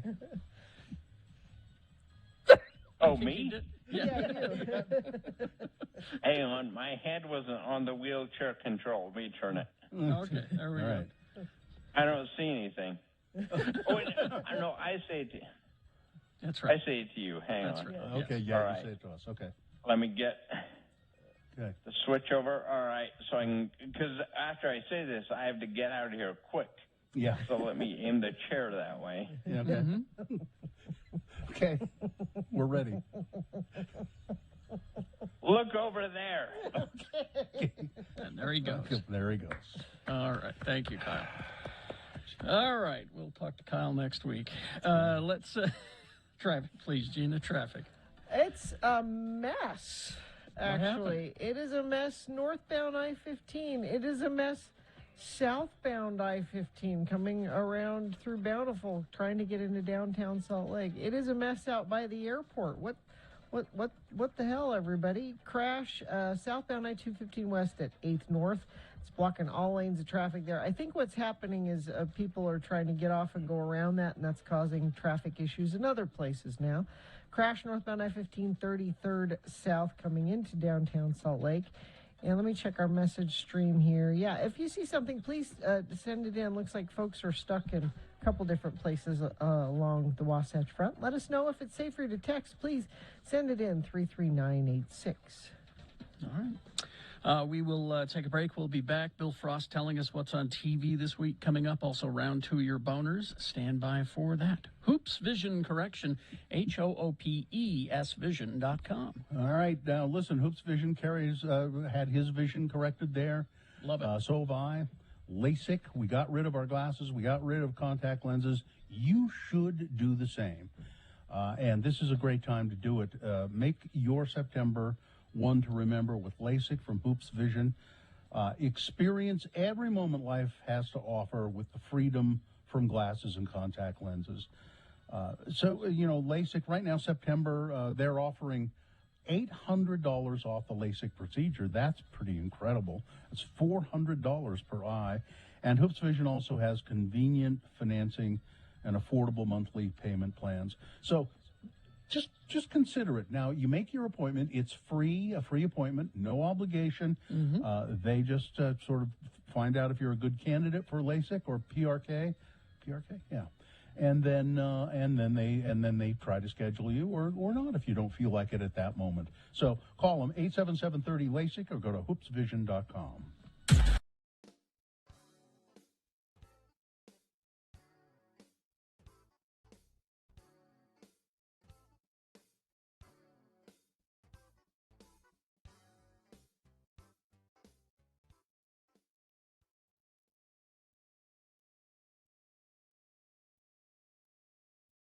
Gina's back. So anyway, so anyway, Kerry walked in and he said, "You're walking like some of your."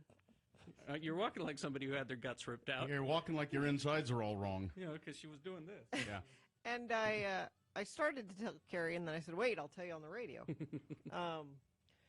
What you should never do is go on message boards about surgery. You should never go on message boards about anything. I don't care if it's the Incredible Hulk or surgery. Well, you just don't. You know what you should do? Yeah. But you're curious, you want to hear what other people's experiences are and what their recovery is, and what happened? And well, before the surgery, I went on a message board and somebody was asking the question, well, what fills in the hole where they take out what they take out? And there's a hole there. Well, the response was. Well, now the response was the uterus is what we're talking about. Yes. And Gina's uterus weighed 43 pounds, which is amazing. It was the size of a medicine ball. It was prize winning. I'm a size 2 now because but they remove it, and the way the person in the message board explained it is, well, it's picture just having a big bowl of spaghetti and just taking a big scoop out of the bowl of spaghetti. It just kind of fills in where the hole is. But that just takes a second. Like spaghetti. Kind of goopy. You just watch the spaghetti fill in. It just takes a second. Like spaghetti. So this is what I'm picturing my insides are like, a big bowl of spaghetti. Well, they're very much like that. Yeah. Surgeons train on spaghetti. Yeah, you didn't know that? They do meatball. They do. Delicious marinara sauce. That's why there's so many fat doctors. And then they all have lunch.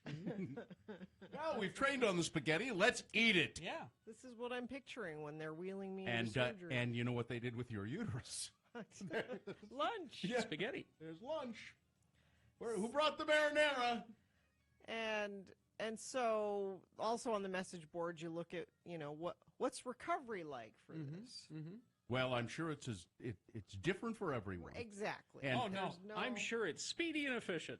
It's different for everyone, but the worst one will be on the message what board. Gina has. Well, I mean, it can't be the worst because I'm back to work now. There will be people, there have to be people on the message boards who say, oh, I was cleaning my house 3 The days next later. day, yeah, there's that. Why, I ran a marathon. Right. and then there's it's been 3 months and I still feel like crap, and usually the truth is somewhere in between. Can we use the term vaginal prolapse in any? I don't know. Is that do we need to use that term? We shouldn't. Somebody's posted it. I don't think we That's should. the thing that happens to the women that have 15 babies. Oh. And Ooh. the uterus climbs out on its own. That ain't no damn good. That's what that is. That's where that needs to be fixed. But it's nice to be back. I missed you guys.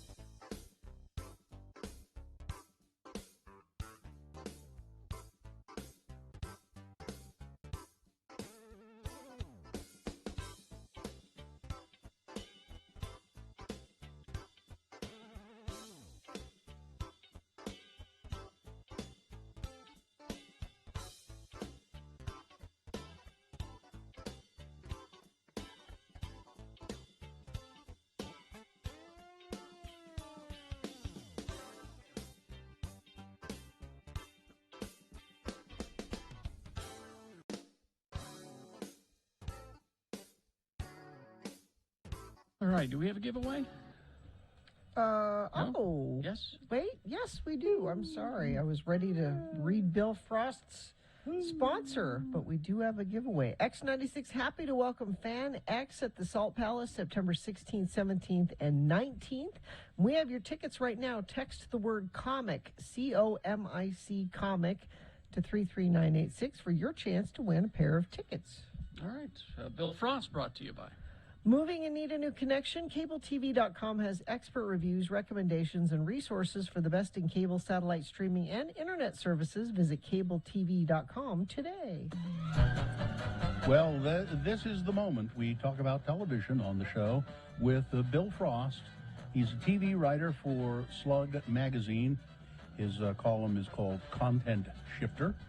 And Bill is also the host of a podcast about, well, nominally about television called TV Tan, and he is in a band or two, and you can find all of Bill Frost's stuff where, Bill? At billfrost.tv. Okay.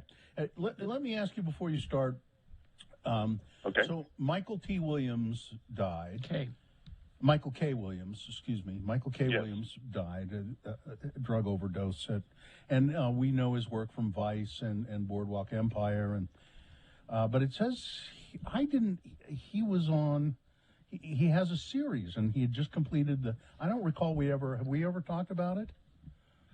What was the name of the series? It's called Black Market on Vice TV. And there's it's probably because it's on Vice. Mm-hmm. Yeah. So if you can find Vice, the Vice channel, I'll check it out. I did not know about that one. Yeah, me either. I just so I'm going to look into it. Apparently, it's I don't know what it's about, but we'll get to it. Anyway, if it's on Vice, I assume it's about cooking with cannabis. Okay. All right. That could be it. Yeah. All right. What do we got? We talked a little bit about this last week. It premieres tonight on FX, tomorrow on Hulu. American Crime Story: Impeachment. The story of the Bill Clinton impeachment of the 90s with Monica Lewinsky. The stars Clive Owen as Bill Clinton and Beanie Feldstein as Monica Lewinsky. And my favorite casting choice here, Billy Eichner as Matt Drudge. Yeah, that's the one I'm... What's the rating on this? How in depth are we going to get on this story? Well, it is cable, so yeah, that's true. Yeah, yeah, but as with the OJ crime story, it's a little distracting with all of these people, these very recognizable actors playing these characters. Yeah. So that's it's a little distracting there. Yeah. Yeah, I'm not sure. I haven't really I didn't watch the OJ one, and then as it turns out, people said, no, it was really quite good. With it turned out better than everyone expected. Yeah, I think that's what it was. Yes. We had low expectations, what with the inclusion of Travolta. Yes. So lower your expectations. And for Carrie, this starts, actually could have started last night. Robot Chicken season 11 on Adult Swim. Did start last night, yes. And here's the thing, going to be dropping new episodes every weeknight through September. Really? As opposed to week to week. Yeah. That's a lot of episodes. Yeah. Okay. Yeah. Well, I love the show, so I'm looking forward to it. And on Wednesday, season 2 of Wu-Tang: An American Saga on Hulu drops, at least a couple of episodes. This is the dramatized story of the Wu-Tang Clan. Okay. Which I know Bill's a big fan of the Wu-Tang Clan. Wu-Tang for life. Yes. Yeah. I don't know, really. No, not much. And we mentioned this last week. Season 6, allegedly final season of Lucifer on Netflix on Friday. Mm-hmm. He's now become God, so there's nowhere to go but down from here, I guess. Yeah.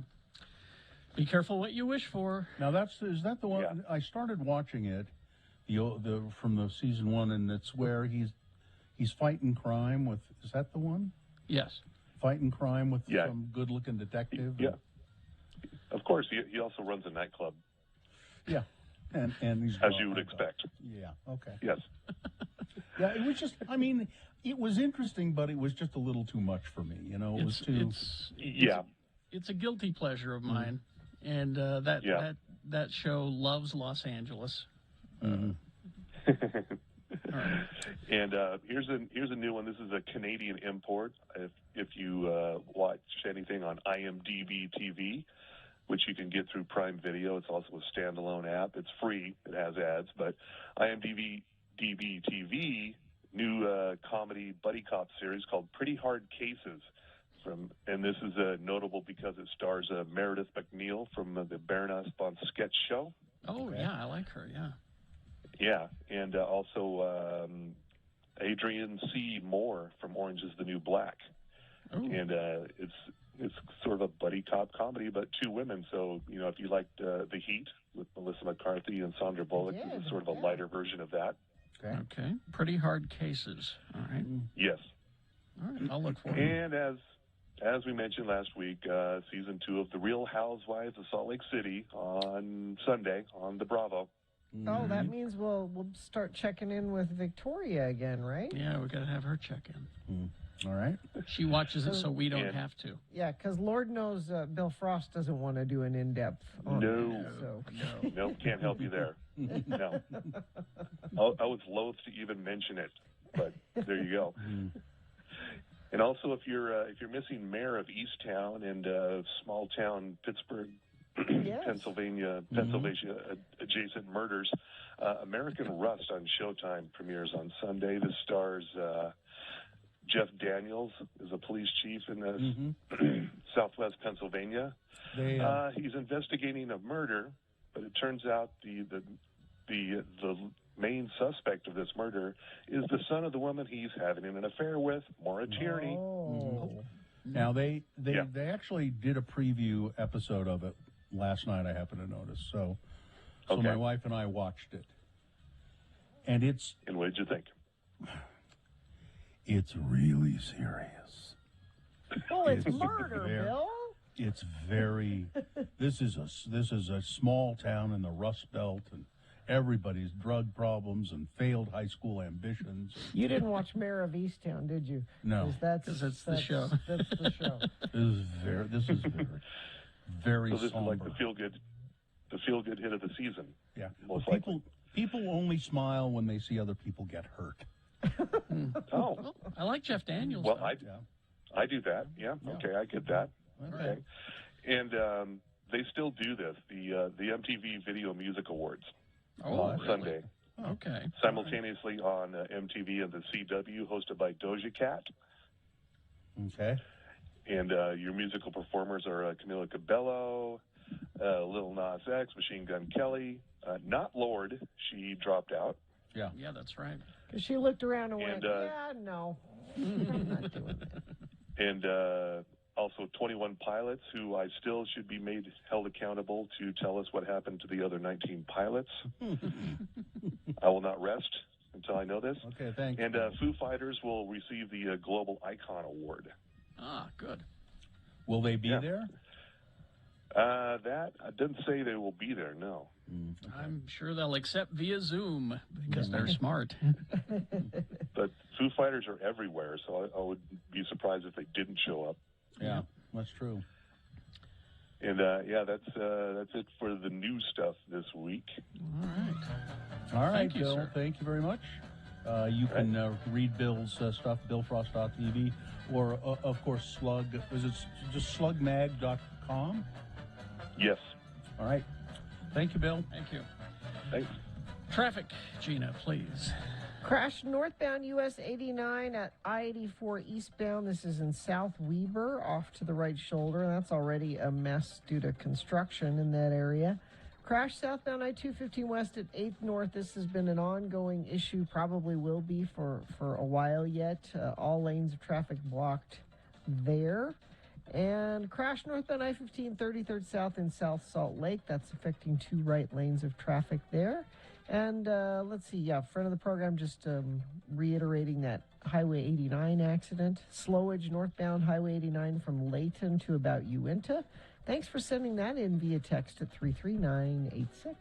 All right. Boners round 2. Here are the candidates you will be considering this round. Number 1, I will fart when I want to fart. You don't like it, I'll gut you. Wow. Well, Boner candidate number 2, it seems that idiots rule the day. And boner candidate number 3, there is no functioning intelligence at work here. All right. Boners round 2, big boy news, all coming up after these. Ranlife.com. Yes, the Ranlife local mortgage company. I've dealt with Ranlife over the years several times, refinancing mainly. You can refinance as well if your interest rate is, well, call Ranlife and find out if it's worth your while to refinance your loan. And if you do, you can save money, maybe reduce your payment, get money for remodeling and that sort of thing. Also, everybody likes to shop except when it comes to buying a home. So the process can be, can be rushed and confusing. And so Ranlife can take all of the complication out of that for you. You won't have to wade through the mysterious systems of real estate agents and all of that. Let Ranlife take care of things for you. So if you think you're ready to buy a home or if you want to refinance, give Ranlife a call. I would recommend them highly. 801 478-4500, 478-4500, or go to ranlife.com.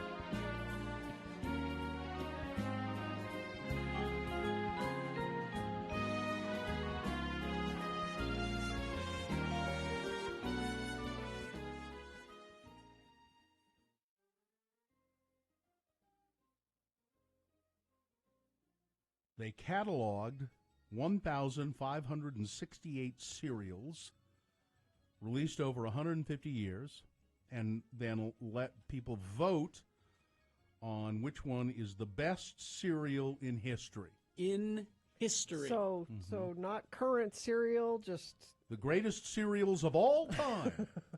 I know you feel strongly about that. I do. Over 500,000 people voted. This was a good list. Do you agree with the findings? I do. Okay. There's a top 50. Oh, no, there's a top 100. Top 100.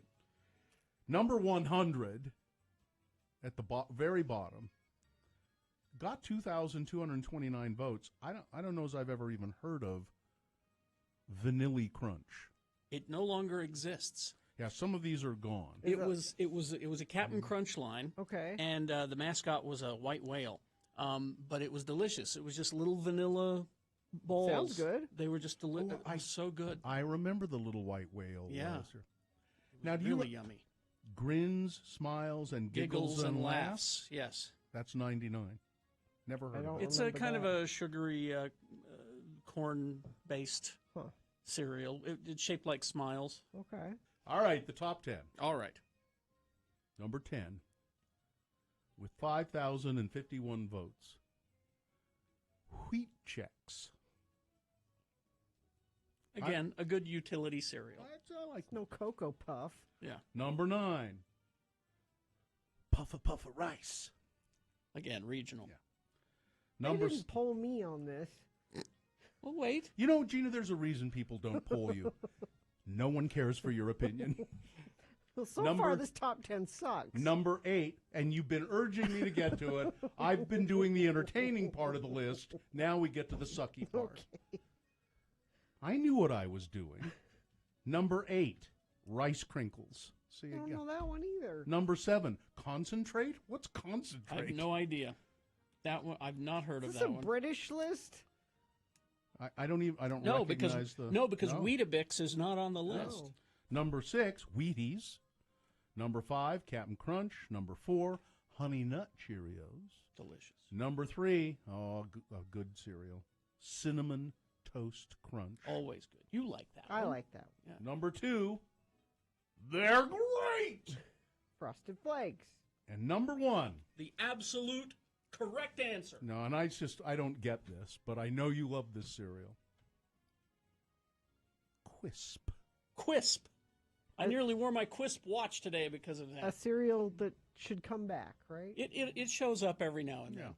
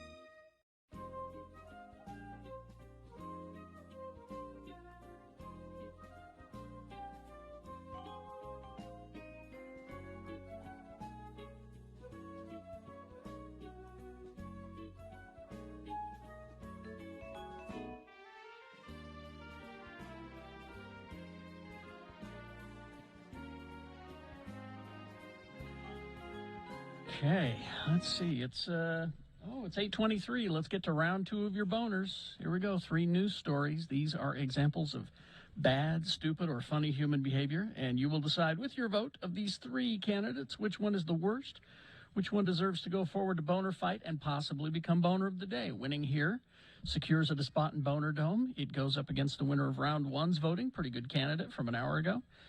And one of those 2 will be boner of the day. You'll decide with your vote at 9:20 this morning. So here we go. Send one of these forward from this, round 2. 2 candidates now, a third after the news. Once you've heard all 3, then you will vote. And one of you lucky random boner voters will receive tickets to see Dropkick Murphys and Rancid Saturday, October 2nd at the U of U Health Plaza at Rio Tinto Stadium. You can go to x96.com for more information on that show. Here's boner candidate number 1. I'll fart when I want to fart. You don't like it, I'll gut you. I don't know whether I'm nominating the people in this story as boners or the writer of the story. Okay. I'm not sure. A Florida woman, I'm going to read it just as it's written. A Florida woman accused of letting one rip has been cut loose. In 2018, Shanetta Yvette Wilson was arrested after allegedly pulling a knife on John Walker when he complained about her flatulence in a Broward County Dollar General store. Her case was finally dismissed this week on account of Walker's alleged refusal to be deposed, despite being subpoenaed. Can you do that? Well, the Doesn't smoking. the subpoena mean I only that? thought members of Congress and the Senate could do that. The Smoking Gun reports that the 58-year-old alleged victim repeatedly declined to cooperate in Wilson's case, causing prosecutors to drop the charges.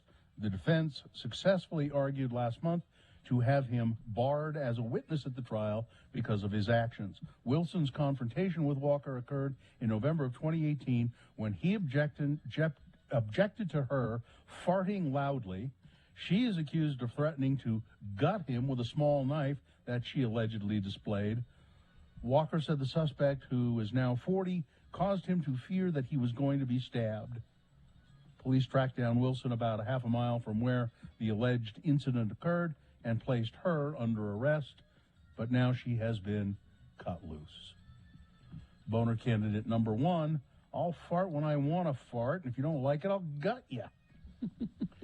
Here's boner candidate number 2. It really does seem like idiots are ruling the day. An angry Arizona father who barged into his elementary school kid's principal's office to protest a mask requirement has been arrested. Rishi Rambaran stormed into Principal Diane Vargo's office on Tuesday with zip tie handcuffs. Oh, according to a since-removed Instagram video. He and 2 friends accompanying him claimed the school broke the law when administrators told the kid, you've got to wear a mask and quarantine after a potential exposure to COVID-19. Mr. Rambaran has since been arrested, according to the principal of the school. He was going to put her in zip and ties. then do what? Who knows? And then what? Citizens arrest. And then okay, Well, she's in zip ties. Then what are you going to do? Well, have you thought this through at all? Kelly Walker, one of the men who backed up Mr. Rambaran, shared a video to Instagram that appeared to show him driving to the school. I'm headed to Mesquite Elementary School right now. I have a friend, he just notified me and some others that his son was indiscriminately taken to the office to be quarantined because supposedly being someone had decided he and not the other kids in the classroom were exposed to COVID, and so they shoved a mask on his face and wouldn't let him call his parents, and now his dad is there, and the school is blatantly breaking the law here. This is why we need a national policy. So it's not district to district and school to school and state to state and city to... It needs to stay here. When COVID happens in school, here is what everybody has to do. So there's no confusion. Sounds to me like you're in favor of this school bullying this poor kid, Gina. This is just how it is. Boner candidate number 2, it really does seem as though idiots are ruling the day. But wait for the next one. Boner candidate number 3, there is no functioning intelligence at work here. None. Boner candidate number 3 for round 2, coming up after this. Big Boy News and Opinioendo, brought to you by... Are you searching for Pokemon? Locally owned Haster Games has the best selection of Pokemon, Dungeons & Dragons, Magic, and more. Shop online at hastergames.com or visit the store. 6831 South State. Curbside service is available. Well, this was potentially a boner candidate.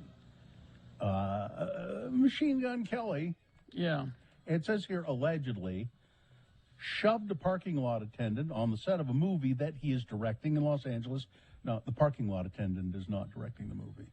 It's Machine Gun Kelly is directing the movie because it took too long for the attendant to fetch his car. Poor attendant. He's beaten up on a... Well, first of all, Machine Gun Kelly is lucky that the parking lot attendant, who I haven't seen, but I've seen Machine Gun Kelly, and he's lucky that the parking lot attendant didn't flatten his scrawny ass. Machine Gun Kelly's like 7 feet tall, though. Is he? Is he tall? But yeah. he's like... He weighs nothing. He's wispy. Wait, I'll go faster, Mr. Kelly, now that you've shoved me. The rapper turned rocker, who is co-directing and starring in, I'm guessing, a movie you will never see, Good Morning with You, along with his girlfriend Megan Fox, is denying that he shoved the attendant in the chest. The unidentified attendant filed a police report that's expected to be relayed to prosecutors in Los Angeles. The lieutenant told cops that the attendant told the cops that that Machine Gun Kelly was miffed because of a delay in getting his car. Okay. Yeah. Rick and Morty. Mm-hmm. I've not really gotten on that bandwagon. I know a lot of people love that, love Rick and Morty. It's not for everyone. I don't know why. I mean, I haven't even really tried it. I hear the drops and I go, well, okay. But Christopher Lloyd apparently appears as the live-action version of the cartoon Mad Scientist that he partly inspired. I was going to say that there's the origin story here. Rick Sanchez, in a new trailer for the season 5 finale of Rick and Morty, airing this Sunday. Oh, it was this. It aired, Sunday. Yeah. Adult Swim shared the 14-second clip on social media. The live-action versions of Rick and Morty, Jaden Martell popping out of a wormhole, and Rick. So they did one episode that was a live action. No, they're just promos. Oh, I see. Okay. Just they do Adult Swim does that all the time. They'll have these weird little vignettes and things just for no reason. But they've come before and said, "Oh yeah, the inspiration for." See, what happened was that the guys who created Rick and Morty originally created a Back to the Future cartoon. Really? They said, we want to do kind of a parody, but it'll be, Doc and Marty. Yeah. And that's the name of the show. Oh, I see. Rick and Morty, Doc and Marty. And the Back to the Future people said, oh, hell no. Yeah. And so they said, well, we'll just change it then, and we'll make it our own thing, and it's actually working better now. Oh, like when we leave and we're going to be Larry, Phil, and Tina? It'll be like that. Yeah, it'll be Larry. It'll be a much better show than the one we're doing now. Oh, yeah. With Larry, it'll be Radio from Heck with Larry, Phil, and Tina. That's right. And you'll say, I know who Larry is, but who's Phil and Tina? So in Cuba, they've started vaccinating toddlers as young as 2. Really? In a global first, aiming to get all children inoculated before schools open in Cuba.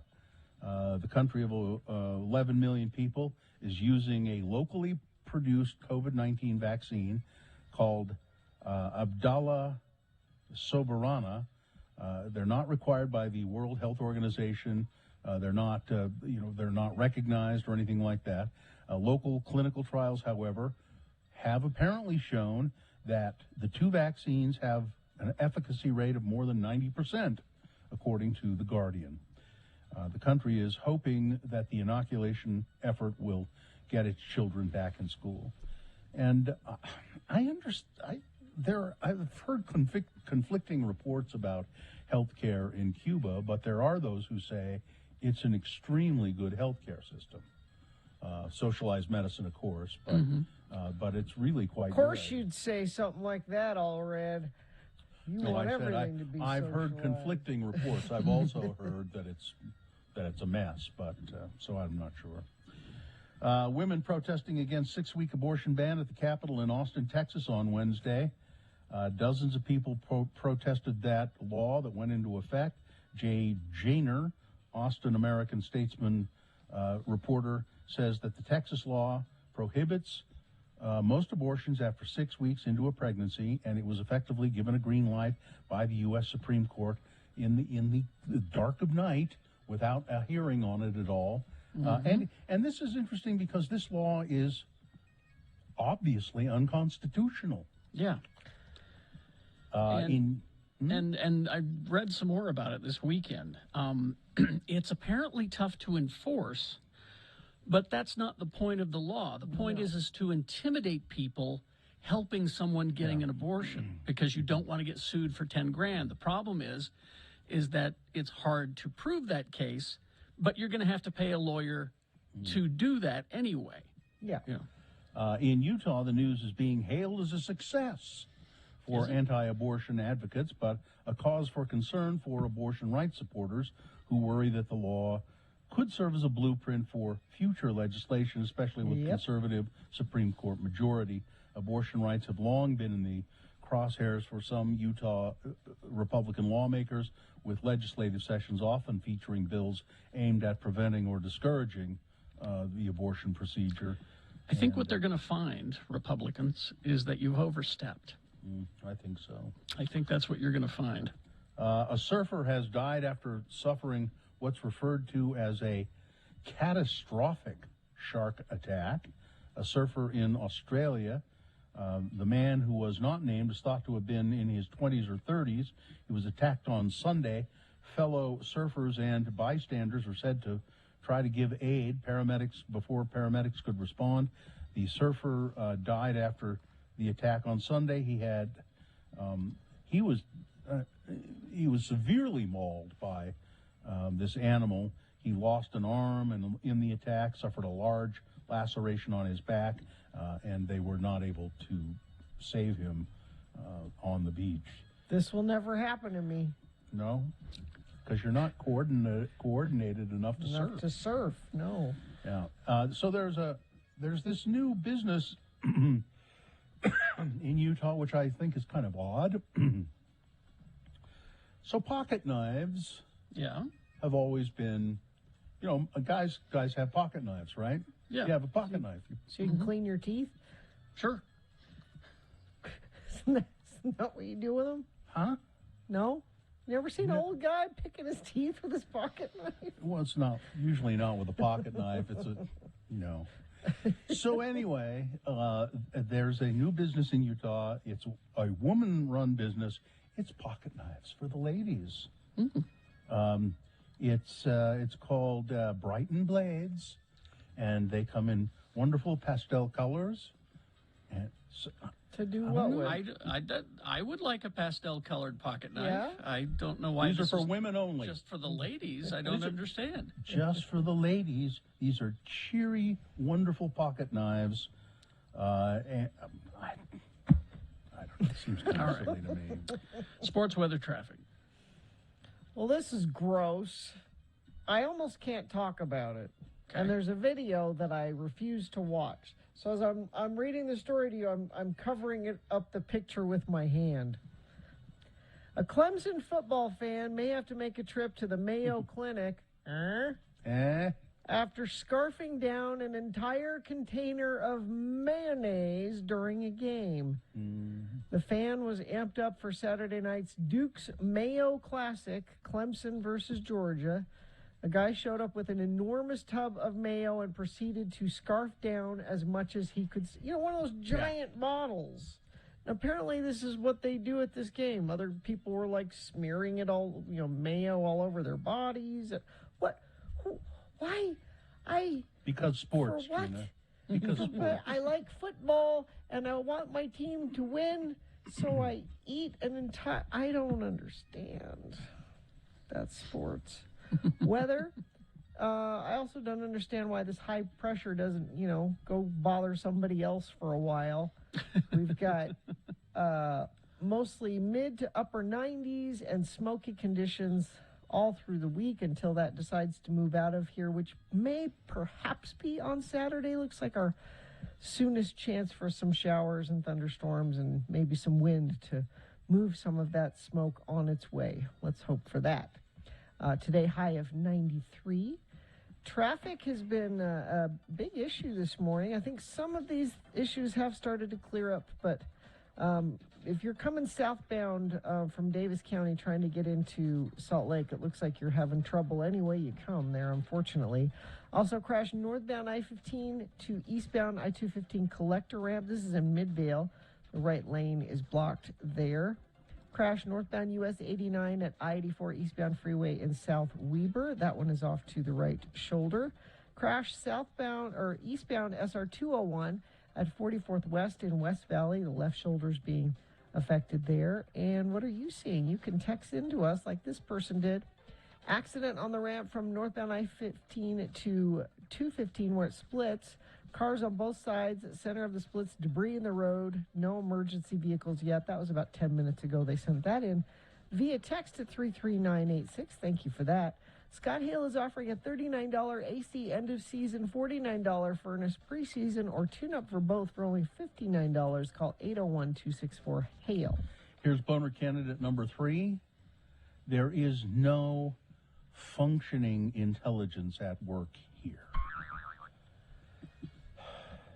So, Larry Elder Oh, boy. is a black conservative radio host.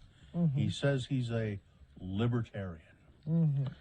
And he's, I guess, fairly popular on the radio in L.A. He's been doing it for a long time with his conservative/libertarian hogwash.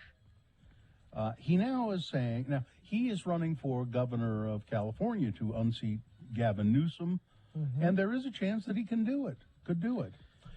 Conservative radio host Larry Elder said during a July 18th appearance on Prager University's The Candace Owens Show that an argument could be made in favor of reparations for slave owners. whose legal property was taken away from them after the Civil War, i.e. slaves. Now let me just stop there and say, this man knows nothing about history. He knows nothing about slavery or the Civil War. If he did, he would know that after the Civil War, freed slaves were promised 40 acres and a mule. They were promised by the federal government, we will get you 40 acres and a mule so that you can start your lives. And then the federal government reneged on that promise, and almost nobody got their 40 acres or a mule. But after the Civil War, because the South was in dire economic straits, because they didn't have slaves anymore, because the war had drained their coffers, the federal government paid the South millions of dollars to rebuild itself. Former slave owners, they paid them all kinds of money. They gave them all kinds of money to help rebuild the South. So the slaves were screwed out of their 40 acres and a mule. The former slave owners, they get economic assistance to rebuild. But Larry Elder says, please, Californians, vote no on the recall. How can anybody, knowing those facts, and they are indisputable? Well, because they... Jesus. All right. Christ. Let's review the first two and vote. I'm aghast anymore. So I can get my head around this one, okay? I'll fart when I want to fart, and you don't like it, I'll gut you. Pretty straightforward. Boner candidate number 2, it really does seem like idiots are ruling the day. A guy rushing to his kid's elementary school with zip tie handcuffs because they're trying to force his kid to wear a mask. And boner candidate number 3, there is just no functioning intelligence at work here. All right. You've got to decide of these 3 candidates which one is the worst, which one should be the winner of round 2. Not boner of the day yet. If it wins here, then it goes forward to boner fight. It'll go up against the winner of round 1, good candidate. And that's how we'll do boner fight at 9:20 is between these 2 winners. So right now, we got to send one of these forward from this round 2. 1, 2, or 3. Remember your candidate number, the one that you think should win. Put that single digit in the message of a text, and then text that to 33986. Pretty easy. Or you can call Miriam in the producer's booth and just tell her using your voice, 877-602-9696. Vote via voice. Or go online, x96.com, look for the box. It says boner voting, September 7, 2021, and vote there. You have until the end of these messages to do it. Let's go. This is round 2.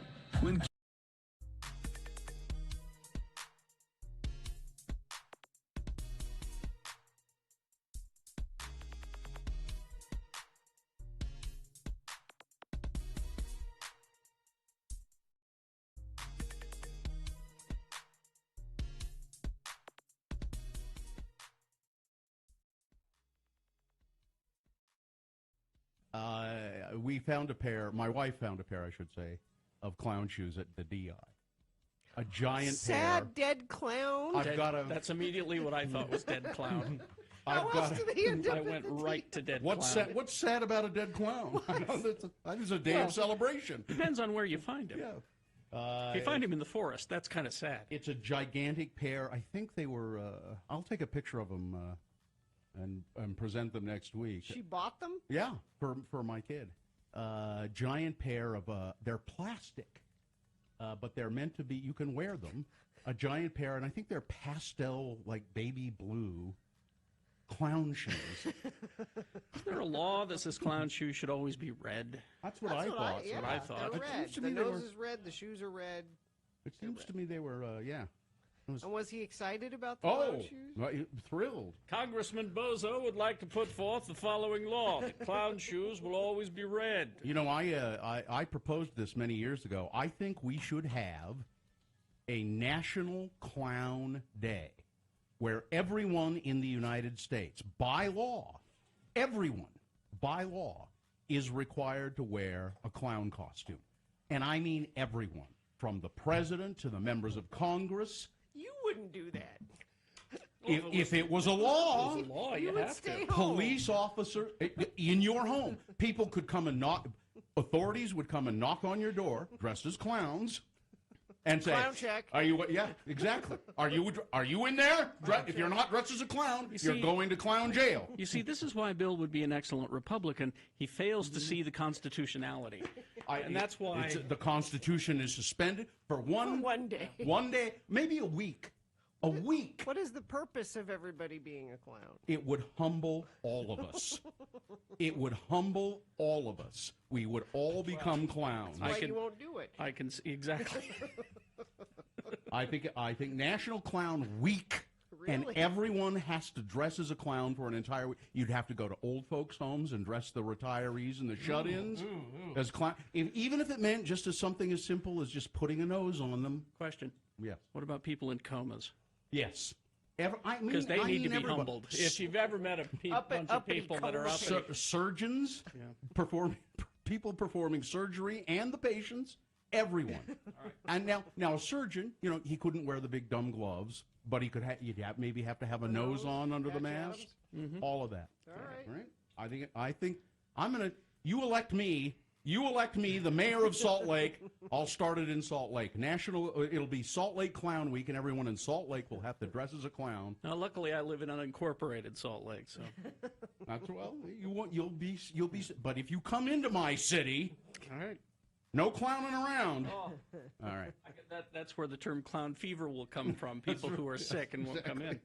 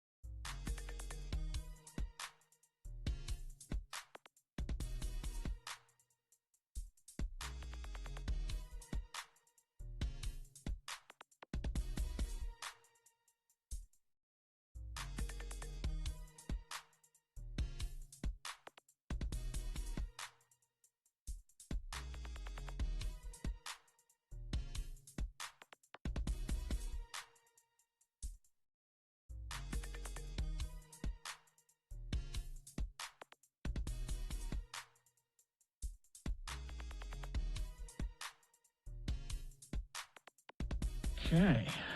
Let's award round 2 of your boners. I haven't seen the totals yet, so I'm not sure who won, but I know that this is brought to you in part by, a peach cobbler that my friend Kari made for us. A delicious, Put fresh. some ice cream on that? You put a little scoop of ice cream? Yeah, not ice cream, gelato. Some gelato and some peach cobbler, hot peach. Oh, man, it was good. And enjoy a cosmic light show or film. Just stop by for the free exhibits at Clark Planetarium. It's now open 7 days a week at the Gateway in downtown Salt Lake. Experience something new. Visit clarkplanetarium.org today. Well, boner candidate number 1, I'll fart when I want to fart. If you don't like it, I'll gut you. To me, the most deserving candidate, really. Really? Straight ahead. Really? Yeah. Okay. The most deserving candidate because the people involved are not making any pretenses that they're smart or that they're anything other than people who fart and try and threaten to kill each other with knives. But no, only 3 people thought that was boner candidate number 2. It seems like idiots rule the day. So several people, a lot of people thought that was pretty bad. But boy, you can't beat Larry Elder. Boner candidate number 3 is winner of this round of boner voting? Trump endorsed Larry. That's all you need to know. That is your winner of round 2. It now goes forward to Boner Fight. It might be Boner of the Day. We'll find out at 9:20 this morning when Boner Fight happens. So we were up at the tree farm this weekend, and farming. There was farming happening, yeah.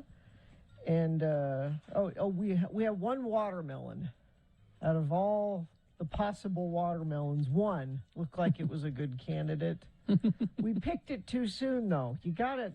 We didn't know you're supposed to wait and let the vine pretty much shrivel up and be. Yeah. We picked it too soon. It was the one watermelon that worked. You got to wait a whole other year to try this again. So the whole vine only produced one watermelon? Yeah. And we picked it too soon. We're new to farming, and we're new to this area. So we're sitting there, and both my sisters were over, sitting at the kitchen counter, having a glass of wine and chatting, and we hear the doorbell ring. There's a doorbell on a farmhouse? Well,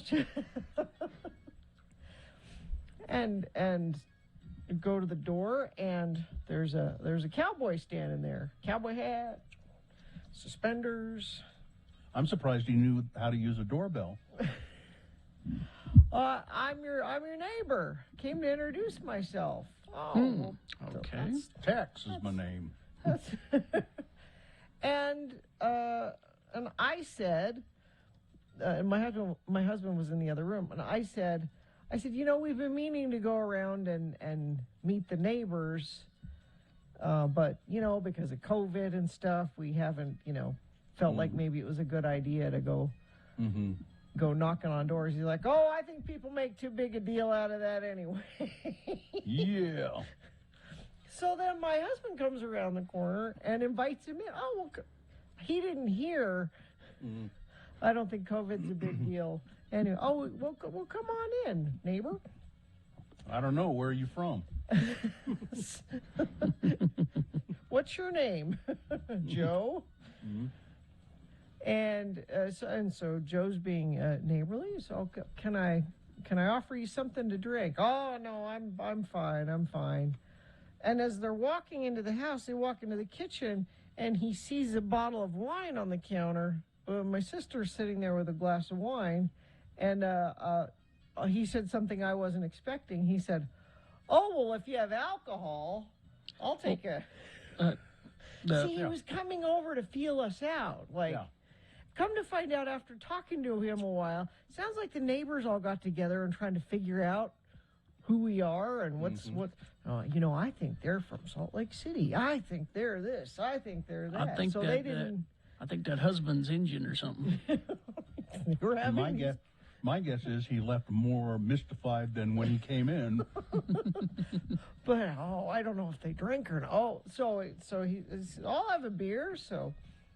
Joe gets him a beer out of the fridge, and he wants to see around the place, and so they start to walk out onto the deck. Now we have the door open, and the screen door is closed, and Cowboy just goes barreling through the screen door, walks right through it, rips it off the hinge. Damn. I don't think this was his first beer of the day, I don't think. And then he and Joe kind of disappear outside for a while, and I'm inside with my sisters. And you're going to hear about this, don't you? What? I don't think it was his first beer of the day. This is going to get around. No, just wait. So they're outside for a while, and then he leaves. And next day, I think Joe gets cowboy points because he was outside on the tractor. Like, he was brush hogging. He was out there brush hogging. Hey, wait a minute, go back. Did Tex offer to fix the screen? He felt horrible. Oh, my gosh, okay. I'm so sorry. I'm so sorry.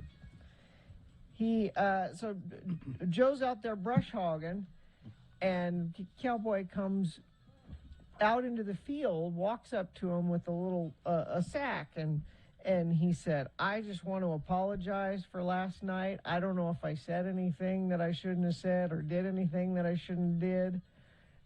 Here's a bag of vegetables from our garden. He felt.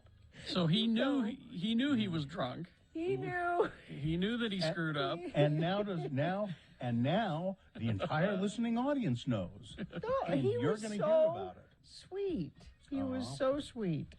And he made good on it, and we told him, don't worry about it. And I said I wanted to replace that door anyway, and you've now done me a favor. Now listen, but how embarrassing when you walk into somebody's house for the first time and walk right through the screen door. Be listening later in the week when Gina Barberi apologizes on the air.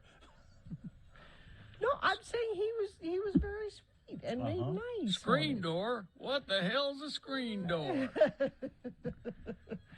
You big city people and your screen doors. I thought the door was open. I could go out it.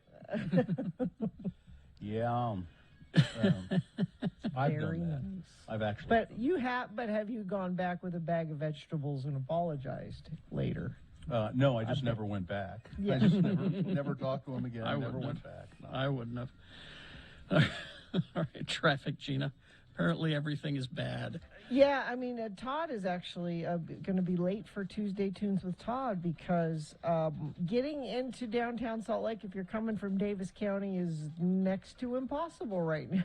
Looks like all roads are at a standstill trying to come in from that direction. So Todd will give us an up-to-date report right from the road in a few minutes. Crash northbound I-15 27th South in South Salt Lake. It's off to the right shoulder. And crash eastbound SR 201 44th West in West Valley. It is on the left shoulder as well. And like I said, if you see something, if you're Todd or someone else sitting there in traffic and can let us know when it starts moving again, you can text us 33986. Scott Hale is offering a $39 AC end of season, $49 furnace preseason, or tune up for just or both for just $59. Call 801-264-HALE. All right, thank you. We will take a break. We will be back Tuesday Tunes with Todd after this. We also have Boner Fight on the way. Stand by for that. And, shamrockplumbing.net. Yep, they've been at my house lately, I'll tell you that for sure. Replacing water heaters and the like. And Gary, the plumber, he'll be back. We still have more work to do here. But Shamrock Plumbing is for big jobs or small jobs. This is a big job I have, because it requires reventing water heaters and stuff like that. But you can call Shamrock Plumbing and get your stuff done. 801-264-1690, is that correct? Oh, I know if you go to shamrockplumbing.net, the phone number's right there. Didn't you just call them, Bill? You have it right on your phone there. I should have. I don't have the copy called up here, but shamrockplumbing.net is, you can go to the website. I know they got water heaters, though, because Gary had one on his truck, thank God, and he brought it in and replaced one of my water heaters, but there's more to come. Shamrock Plumbing. 801-295-1690. 295-1690. There we go. Thanks. Have you or a loved one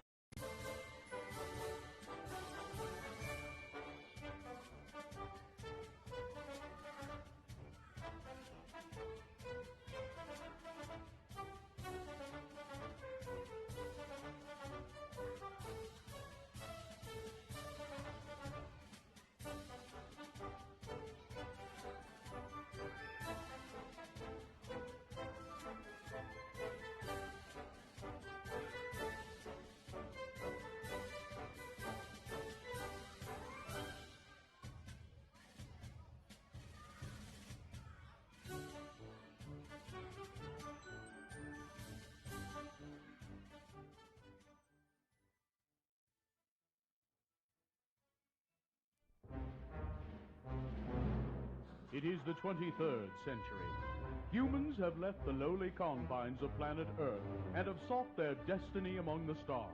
While many things have changed, one constant remains: the need for young men to venture forth and do the work of the Lord. This is the tale of two such men who, at the age of 19, have answered the call of their general authorities and are embarking on a 2-year mission to spread the gospel throughout the galaxy. This is the story of Space Elders. Today, we find our elders roaming a desolate, uncharted, dark, smelly planet, looking for someone or something to convert. It is sometime between breakfast and lunch.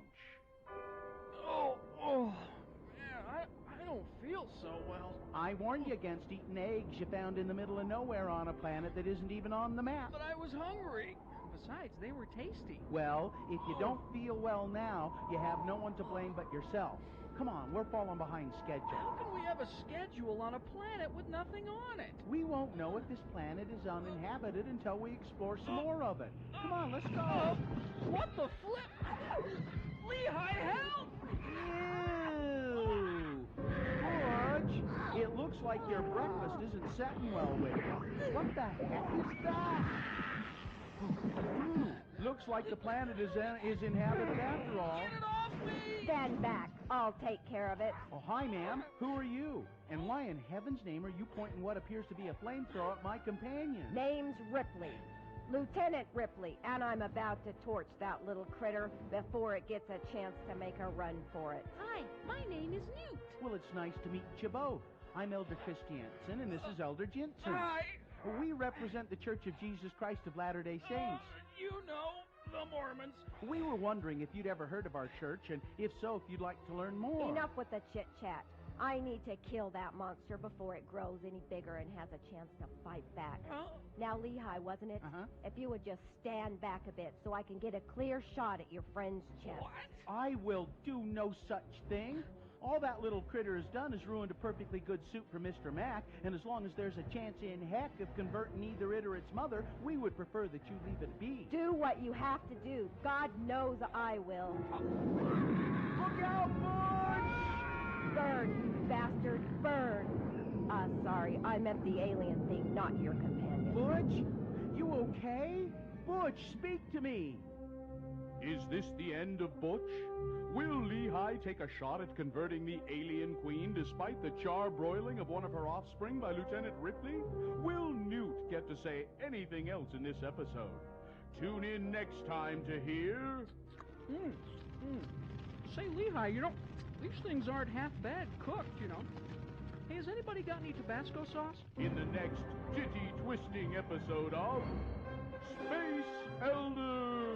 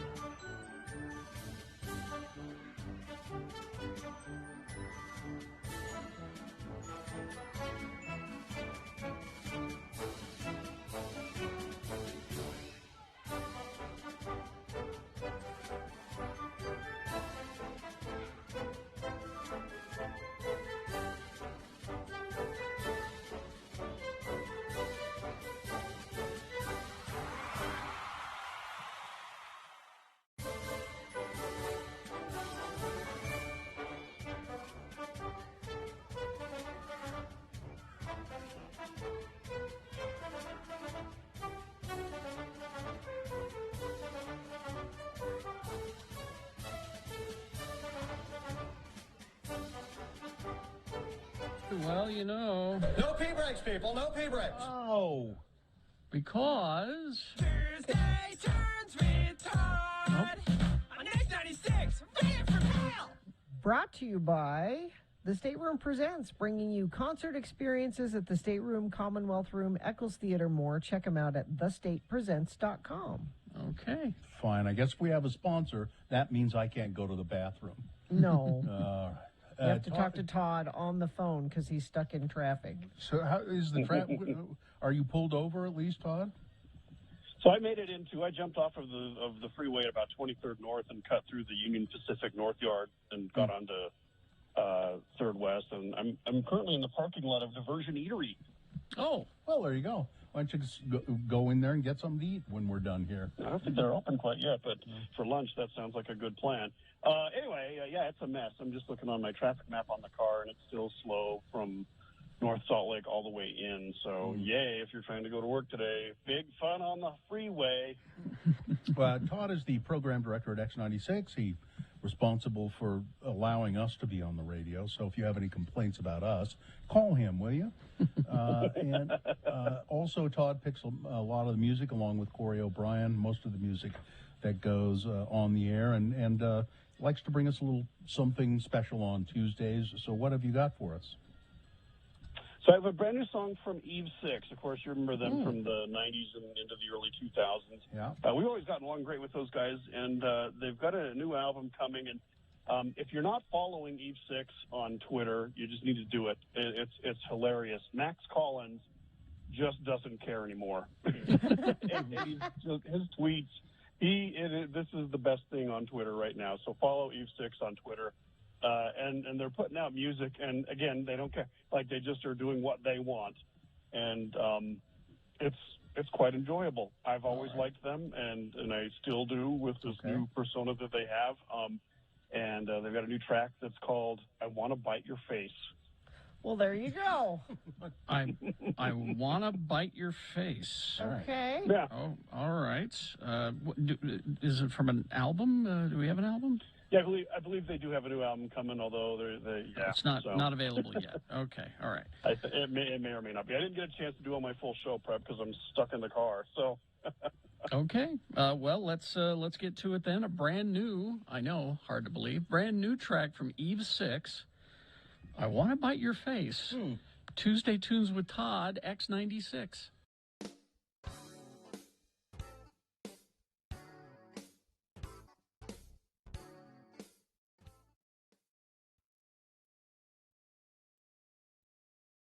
How did you woo, or how were you wooed by your current spouse?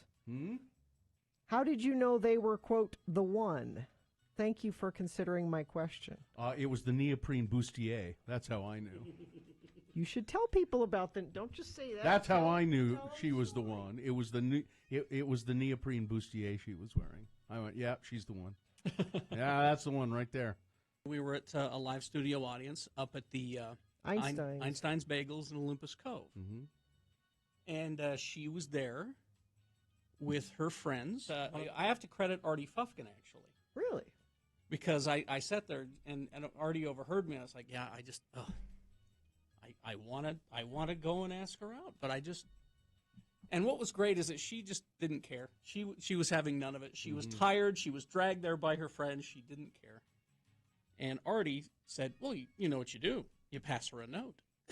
Like in school. Like in school. Yeah. That's immediately what I said. What, like in school? He goes, yeah, pass her a note. And I did pass her the note. This is I know this is weird, but if you wouldn't mind, get coffee later. Check this box. Yes or no? She still has the note. Really? Yeah. And it kind of went from there. I was single at the time, and Mary Claire, my mother, said, well, are you dating anybody? No, I'm not dating. Well, are you? Are you talking to anybody? And I said, well, I've kind of been emailing with this guy from college. For a year. And she said, Joe Jones?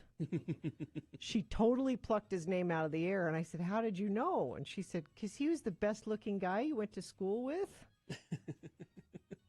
So Mary Claire knew he was the one before we ever went out on a date. We went out on a date, and we were married 3 months later.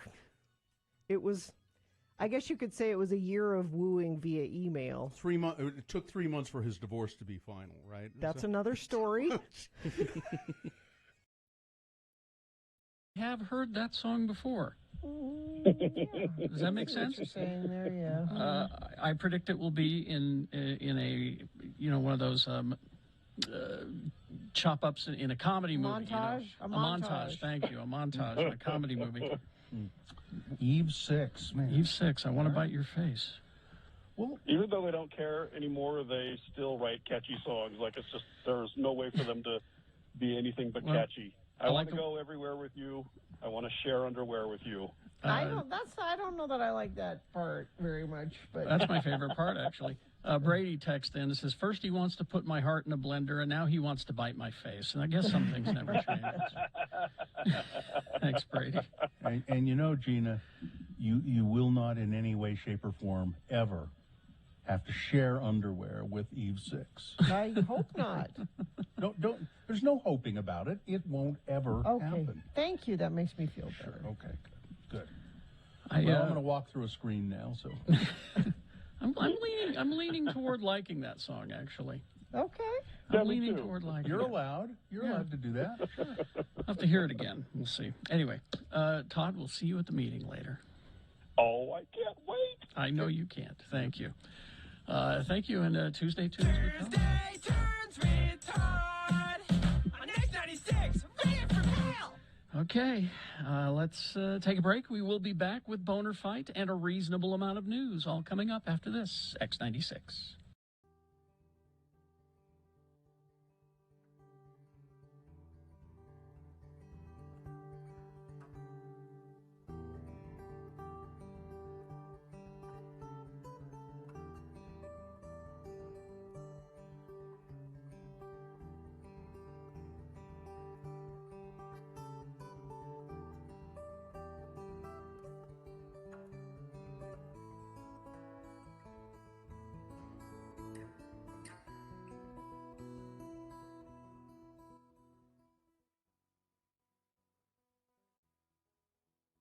Up Snuffy and Guffy, and let me just say this.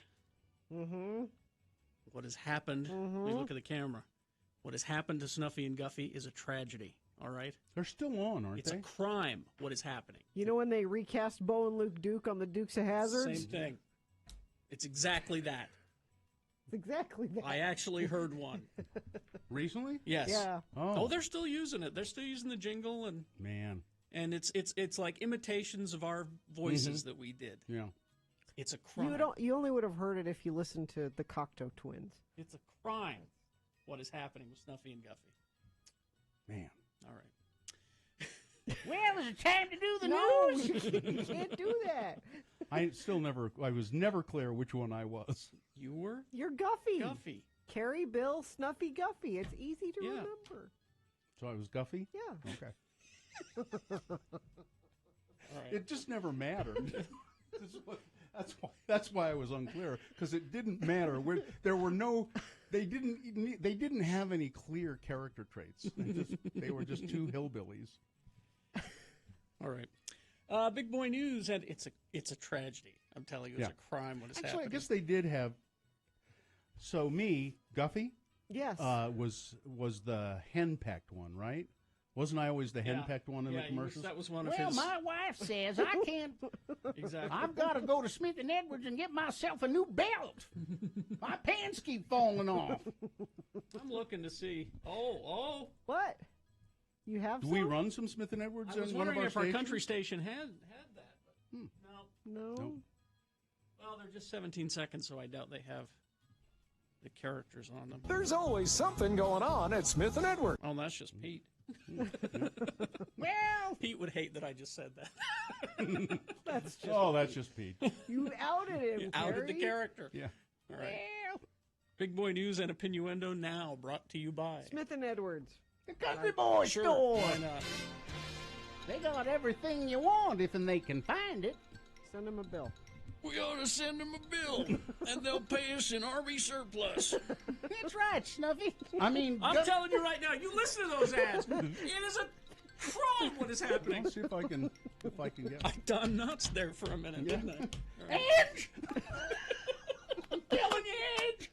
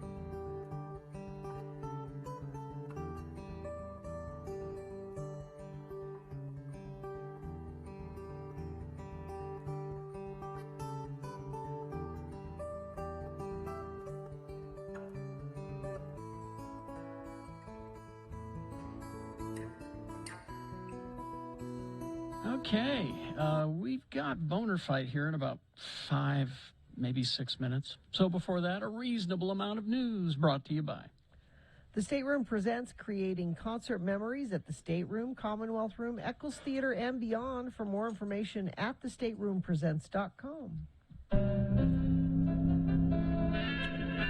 There's a new crime thriller with Bruce Willis in it. He'll do anything if you give him money. This is called Survive the Game. It just dropped, and Mr. Willis is back in action.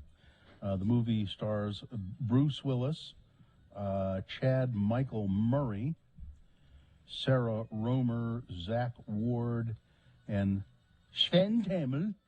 Is this a movie or a TV show?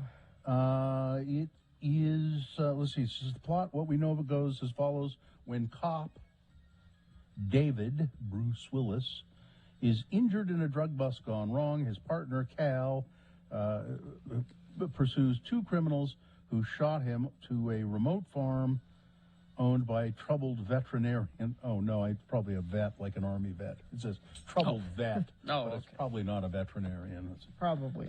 Eric, who played by Chad Michael Murray. It is a movie, but it will have a unique debut. Right now, it will be released in the USA by Lionsgate in select theatrical locations and on demand October 8th, 2021, and be available on Blu-ray and DVD around the same time. So, I don't know, maybe it's good. Bruce will do anything for money. Well, he says, is he hurting for money? No, he'll do anything. He says, this is how much I'm worth. Pay that, and I'll do anything. He likes to work. Yeah. And he's good. He's good in stuff, you know. Increasing calls for violence linked to conspiracy theories and false narratives. Homeland Security Intelligence Chief John Cohen said in an interview with CNN that the rhetoric they're hearing right now is strikingly similar to what was the build-up to January 6th of this year. There have been online comments such as, the system is broken, take action into their own hands, bring out the gallows, and that sort of thing. While the conspiracy theories vary, there's been an ongoing narrative focused on the false premise that the presidential election was illegitimate. The narrative is paired with an increase in calls for violence to rectify the situation. There's no choice. We are patriots. We have no choice. Violence is the only solution. The comments from Mr. Cohen, Homeland Security Chief, come as the Department of Homeland Security issued a new terrorism bulletin warning the public about increasingly complex and volatile threats. And days after the DHS alerted state and local authorities to an increase in calls for violence online tied to the election and to election-related conspiracy theories. See, here's the truth. There are less of them than us. But they don't understand that because they see Trump rallies and they think, well, that's clearly the majority. You know, because you've never seen Biden at a rally like that. So clearly we're in the majority because this happened. So that's why they think that it was stolen and and they've been told by Trump the lie. Yeah. But that's how they, in their heads, that's how they process that. Yeah. University of Utah health workers are overwhelmed in intensive care because of COVID. Governor Spencer Cox spent several hours this week meeting behind closed doors with lawmakers, fielding ideas for how to reduce Utah's strained hospital capacity and the state's COVID-19 surge. The governor is not entertaining a statewide mask mandate or calling a special session, but he and his administration presented to legislators data showing the sobering trajectory of hospitalizations. COVID-19 case spread as the Delta variant rages on, and concerns about school outbreaks adding fuel to the fire. We're definitely not going to do a mask mandate because that would be we can't do that. He asked for input on what state leaders can do to clamp down on the spread. Cox met with House GOP caucus, joined House and Senate Democratic caucus on Wednesday, with the Republican caucus on Thursday. Several legislators who attended the House Republicans' closed meeting, speaking on condition of anonymity because they were not authorized to discuss the closed virtual meeting, said it was a brainstorming session, oh boy, that resulted in nothing. No solution. Nothing. No. The governor did not ask for a statewide mask mandate, and we agree, said House Speaker Brad Wilson of Kaysville in a prepared statement. He said the House GOP caucus members presented several additional measures that should be taken to protect Utahns, like Band-Aids and I don't know. Homeless encampments are becoming a part of the American landscape, not just here. Yep. Not just here, but many places in the country. All around the country, as a matter of fact, homeless encampments are growing. because of an inability again of central government to function efficiently and to help people in meaningful ways. You're on your own, states. You're on your own. Deal with this how you want to. Well, we got to put these people back to work. Well, that's not always the issue. That's not the issue. Always. Yeah. There's all kinds of different reasons people are in that situation. An investigation is underway after a 6-year-old girl on vacation with her family died at an amusement park in western Colorado in the town of Glenwood Springs. Few details have been released, but the incident occurred on something called the Mine Drop Ride, and apparently it was something that drops people down into a mine shaft. The Haunted Mine Drop, it's called. Yeah, something went wrong, seriously wrong, and a 6-year-old was killed. And is that, we're out of time, is that? Yep. It's Boner Fight with Radio from Hell on X96. That's okay. The remaining 2 stories were pretty much downers as well. So let's get on with the Boner Fight. Boner candidate number 1 from the 7 o'clock hour.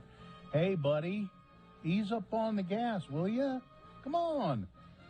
This is the story of the South Dakota Attorney General who killed a guy with his car and apparently has gotten away with it mostly. He had just been given another ticket for speeding. Yeah. That's going up against Boner candidate number 2. There's really no functioning intelligence at work here at all. Larry Elder arguing that slave owners are owed reparations instead of slaves, the descendants of former slaves. He's saying we ought to go in there and give reparations to the descendants of slave owners because they lost their property. You know, black people, like me. Yeah, I can say those things because I'm a black person. That makes it more real. Yeah. All right, there you go. You've got to decide between these 2 candidates which one is the worst. Which one should be Boner of the Day for today? 1 or 2? Remember your candidate number, the one that you think should win. Put that single digit in the message of a text and then text that to 33986. Easy. Or you can call. Miriam will take your vote in the producer's booth back in Salt Lake at 877-602-9696. Or go online, x96.com. Look for the box that says Boner Fight, September 7, 2021, and vote there. If you don't see that box, chances are you won't because we just put it up there on the website. Let the website load, then refresh your browser, and it should appear. Click on it and vote. It's easy. You have until the end of these messages. Let's go. This is Boner of the Day.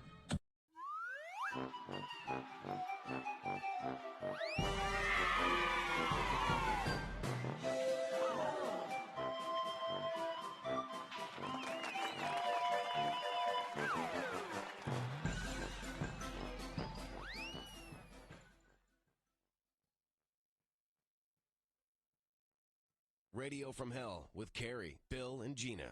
96.3 FM, X96. Last week, these little girls came up to me. Ow. They come running up to me, and they go, and I mean they're like 12 years old or 11, and they go, "Are you Bill Allred?" And I said, "Yeah." And they said, "Do you remember us?" And I said, "No." And they said, "You threw us out of that garage in your backyard a couple of weeks ago." What? You had kids in your garage? Not my garage. My neighbor. She has this old garage, and the top of it. No, do you have an infestation? Yeah. Is it like little girls? That's what it was like. It was an infestation of little girls. And the old garage has like a top place that you can walk up some stairs and go into, a second story, but it's just ramshackle. You know, you can see through the ceiling and the floorboard. You ought not be walking around. It's more of a shack than anything. Yeah, and I realized there were some kids up there so I went over, and there were these little girls in there trying to clean it up and make a playhouse out of it.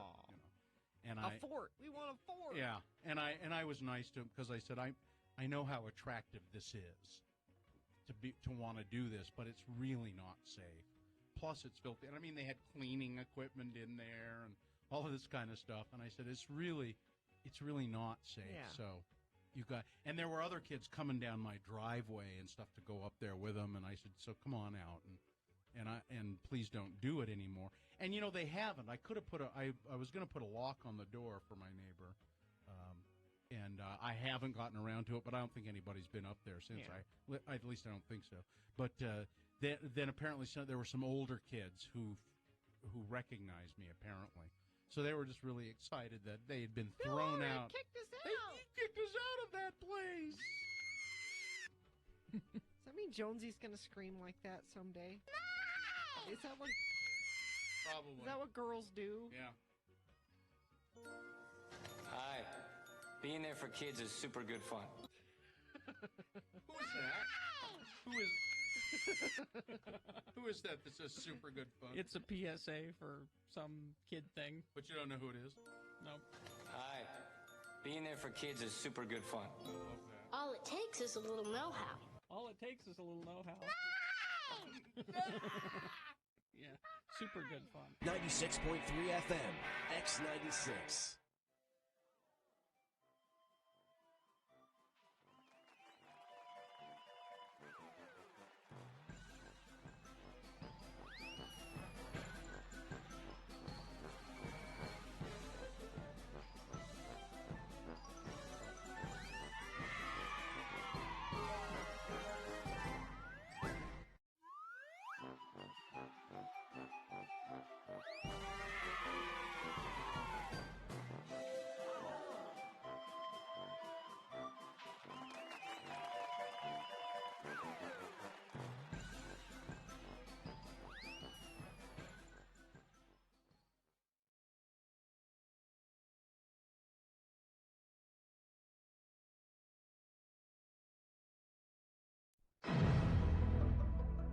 Tonight on Channel 8, join us for Mysteries of Science.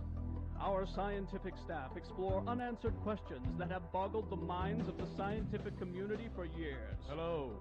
We're the new Mysteries of Science hosts, radio's Carrie and Bill. Help us explore the scientific worlds of the unknown. Tonight, we answer the age-old question. How long can a grasshopper live when its head is placed under the focused beam of a high-power magnifying glass? Use the tweezers to hold him still. Ow, oh, you're burning my finger. Focus the beam on his head. The sun, life giver, Ah, there he goes. and life taker. Also tonight on Mysteries of Science, we see just how much damage a firecracker will do to, again, a grasshopper, when it's taped to the insect's body. Will you hold the damn thing still while I light the fuse? Ow, my fingers! Don't miss Mysteries of Science. It's TV worth giving a look-see to. Tonight, right after The Brown Nun on Channel 8.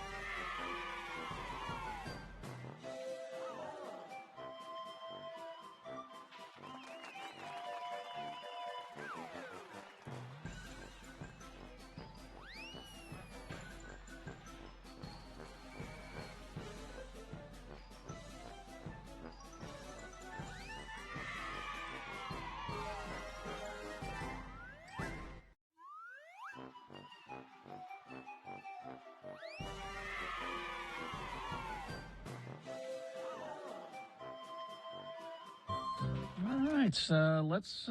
It's 9:38. Let's award Boner of the Day, and that's brought to you in part by again this delicious peach cobbler. And I've got to ask. So my friend Kari, made it for us. There's some ingredient in it that was just, I don't know, that made it just unusual. And it was good. And Moochie's would like to thank their loyal customers for supporting their locally owned and operated business. Moochie's has been voted Best of Utah for over 17 years. Dine-in, delivery, and pickup available. Now, come to think of it, I think that ingredient was peaches. Anyway, we had Boner candidate number 1. Hey, buddy, ease up on the gas, will you? South Dakota Attorney General who killed a guy with his car who is still speeding. Got a ticket for speeding the other day. Going up against number 2, there is no functioning intelligence at work here. Larry Elder, who could be the next governor of California. He's running in a recall election to get rid of Gavin Newsom. Larry Elder arguing that slave owners, the descendants of slave owners, are entitled to or owed reparations because they lost their property. I don't know who won. I have no clue as to who won. I'd be fine with either one of those. I'm going to get, well, that's not the way this game I've got works. it. Yeah. It's Boner number 2. Good. Larry Elder. That would have been my choice. All of our California transplants voting. There's your Boner of the Day for today, September 7th. Now qualified to be Boner of the Week. Oh, it was a trouncing, by the way. Now, they just sent me the numbers. Yeah, I was trounced. Go ahead and hit California that, transplants. The following is a sponsored feature. Well, actually, not a transplant. I think this woman is in California as we speak. Is that right, Jenna? Yeah, I am. Jenna Jackson in Redondo Beach, California, and she's a person we're going to talk with now. We used to talk with Nicole from Nightingale College, which is a college, a school that trains nurses. And God knows we need a lot of those right now. But Jenna, you wanted to talk about mental health issues, and God knows we need to talk about that right now. Yes. Right? It's never a better time for wellness for everyone. Yeah, exactly. Well, how do you keep yourself sane? How do any of us keep ourselves sane with what's going on in the world? Such a loaded question, and it looks a little bit different for everyone, I'd say. But I can give you some tips to help kind of make it through these difficult times, especially as kids are going back to school and all the unknowns for parents and kids, and it can feel a little bit overwhelming. Yeah. And I think one of my biggest tips here is to prioritize activities that can help to relieve stress and feelings of anxiety. And one of my favorite ways to do this is by blocking out time in my calendar, in my work calendar, to take my dog for a walk, to go play tennis, to take a break from any devices that I may be using, because, you know, we're always plugged in all the time. And by scheduling it, it kind of holds me accountable for just doing that thing. I treat it like a work meeting, but I do the thing that's going to help me relieve my stress. And this can look different for everyone. It can be spending time with your kids. It can be meditating. It can be some type of exercise that you enjoy, or painting or gardening, really just anything that you find therapeutic for yourself. School kids are having the same kind of troubles, and maybe scheduling isn't the forte of a school child. It isn't I wouldn't say that's their big ability to block time out, or what can they do? You know, I think that's such a big question, and I do think that parents can really be integral in that piece of it. I think one of the biggest things I would recommend for kids, and especially for parents that are managing their kids' schedules, is that all school all the time isn't what's best for a child's mental health. It's not even necessarily good for their academics. And children are really just smaller adults. They need downtime and breaks just like we do. So really just do your best to give them those breaks, especially if they're voicing any feelings of, any concerns of feeling burnt out or exhausted or fatigued, or maybe they don't want to go to swim that day, or maybe they're too tired to do X, Y, Z. Really just give them that grace and listen to how they're feeling, because kids get overwhelmed just like adults do. And really, it's so hard because, you take your kid to school and you don't know necessarily what they're going through all day long and all the drama that's happening with their friends. Yeah. So really just being a good ear and listening to those concerns and helping to strengthen that relationship and that bond can be really, really important. Well, yeah, because you as an adult have control over your life mostly. Kids are, they're relying on their parents to control all of that. Yep. So give them a little bit of Go bit ahead. of voice. Go ahead, Sonny. Go out and loiter on the sidewalk for a while. Yeah. Go do that. So Jenna Jackson is who we're talking with from Nightingale College. If people want to find out more about this stuff, what kind of resources are available? I recommend Johns Hopkins University has a really good page it's a student assistance program page, and it's a good resource on school life balance and how it can impact academics and relationships, the workplace, all of those things. So you can find that at jhsap.org. There's a link there for self-help resources.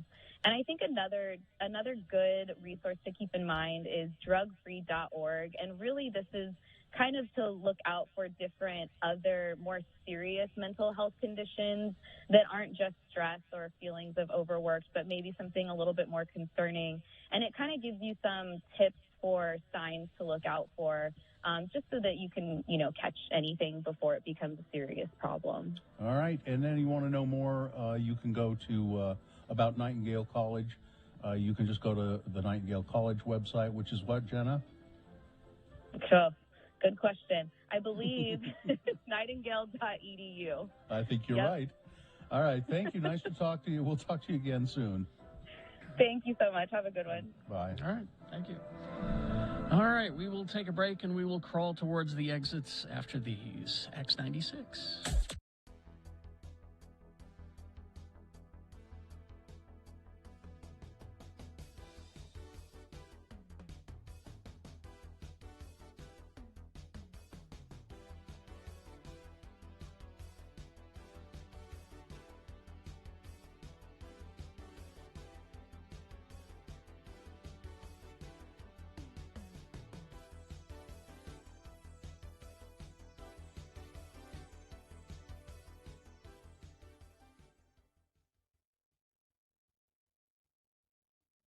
So we flew all Nippon Airlines? Mm-hmm. And you're saying it wrong. I'm saying it wrong. And how was Nippon Airlines? You remember when you used to fly and you got a meal? Yeah. Maybe two? Mm-hmm. And you were treated nicely? You were treated nicely. You got It was a special experience? actual silverware. Mm-hmm. Let me show you. Yeah. You have a picture of actual silverware? No, I've got actual He's got silverware. it with him. You stole it? Shh. Carrie. They're our allies, Gina. Yes, It's okay. Look at that. Actual metal. Can you believe that? All Nippon Airlines right there. A&A on the thing. So and they're little, So, Yeah. But you could do some damage with this. You could, but they don't have those concerns. This is the theme music for All Nippon Airways. Is that was playing while this you're is while you're being boarding? seated? Yeah. While you're boarding, this is It's lovely. isn't it? Yeah. It's very nice. So anyway, yeah, it was amazing. Flying was actually pleasant. And you know why that is? Because those countries, Carrie, are this close to being communist. Oh, really?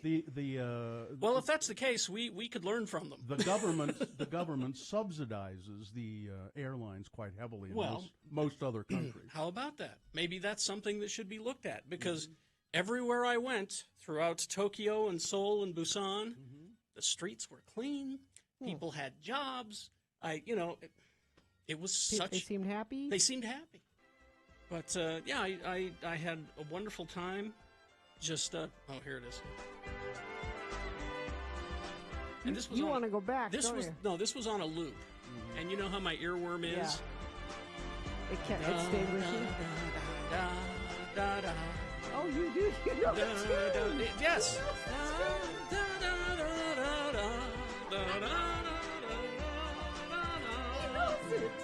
Because it would not stop. It just kept playing unpleasant experience about flying on ANA. It's the only thing.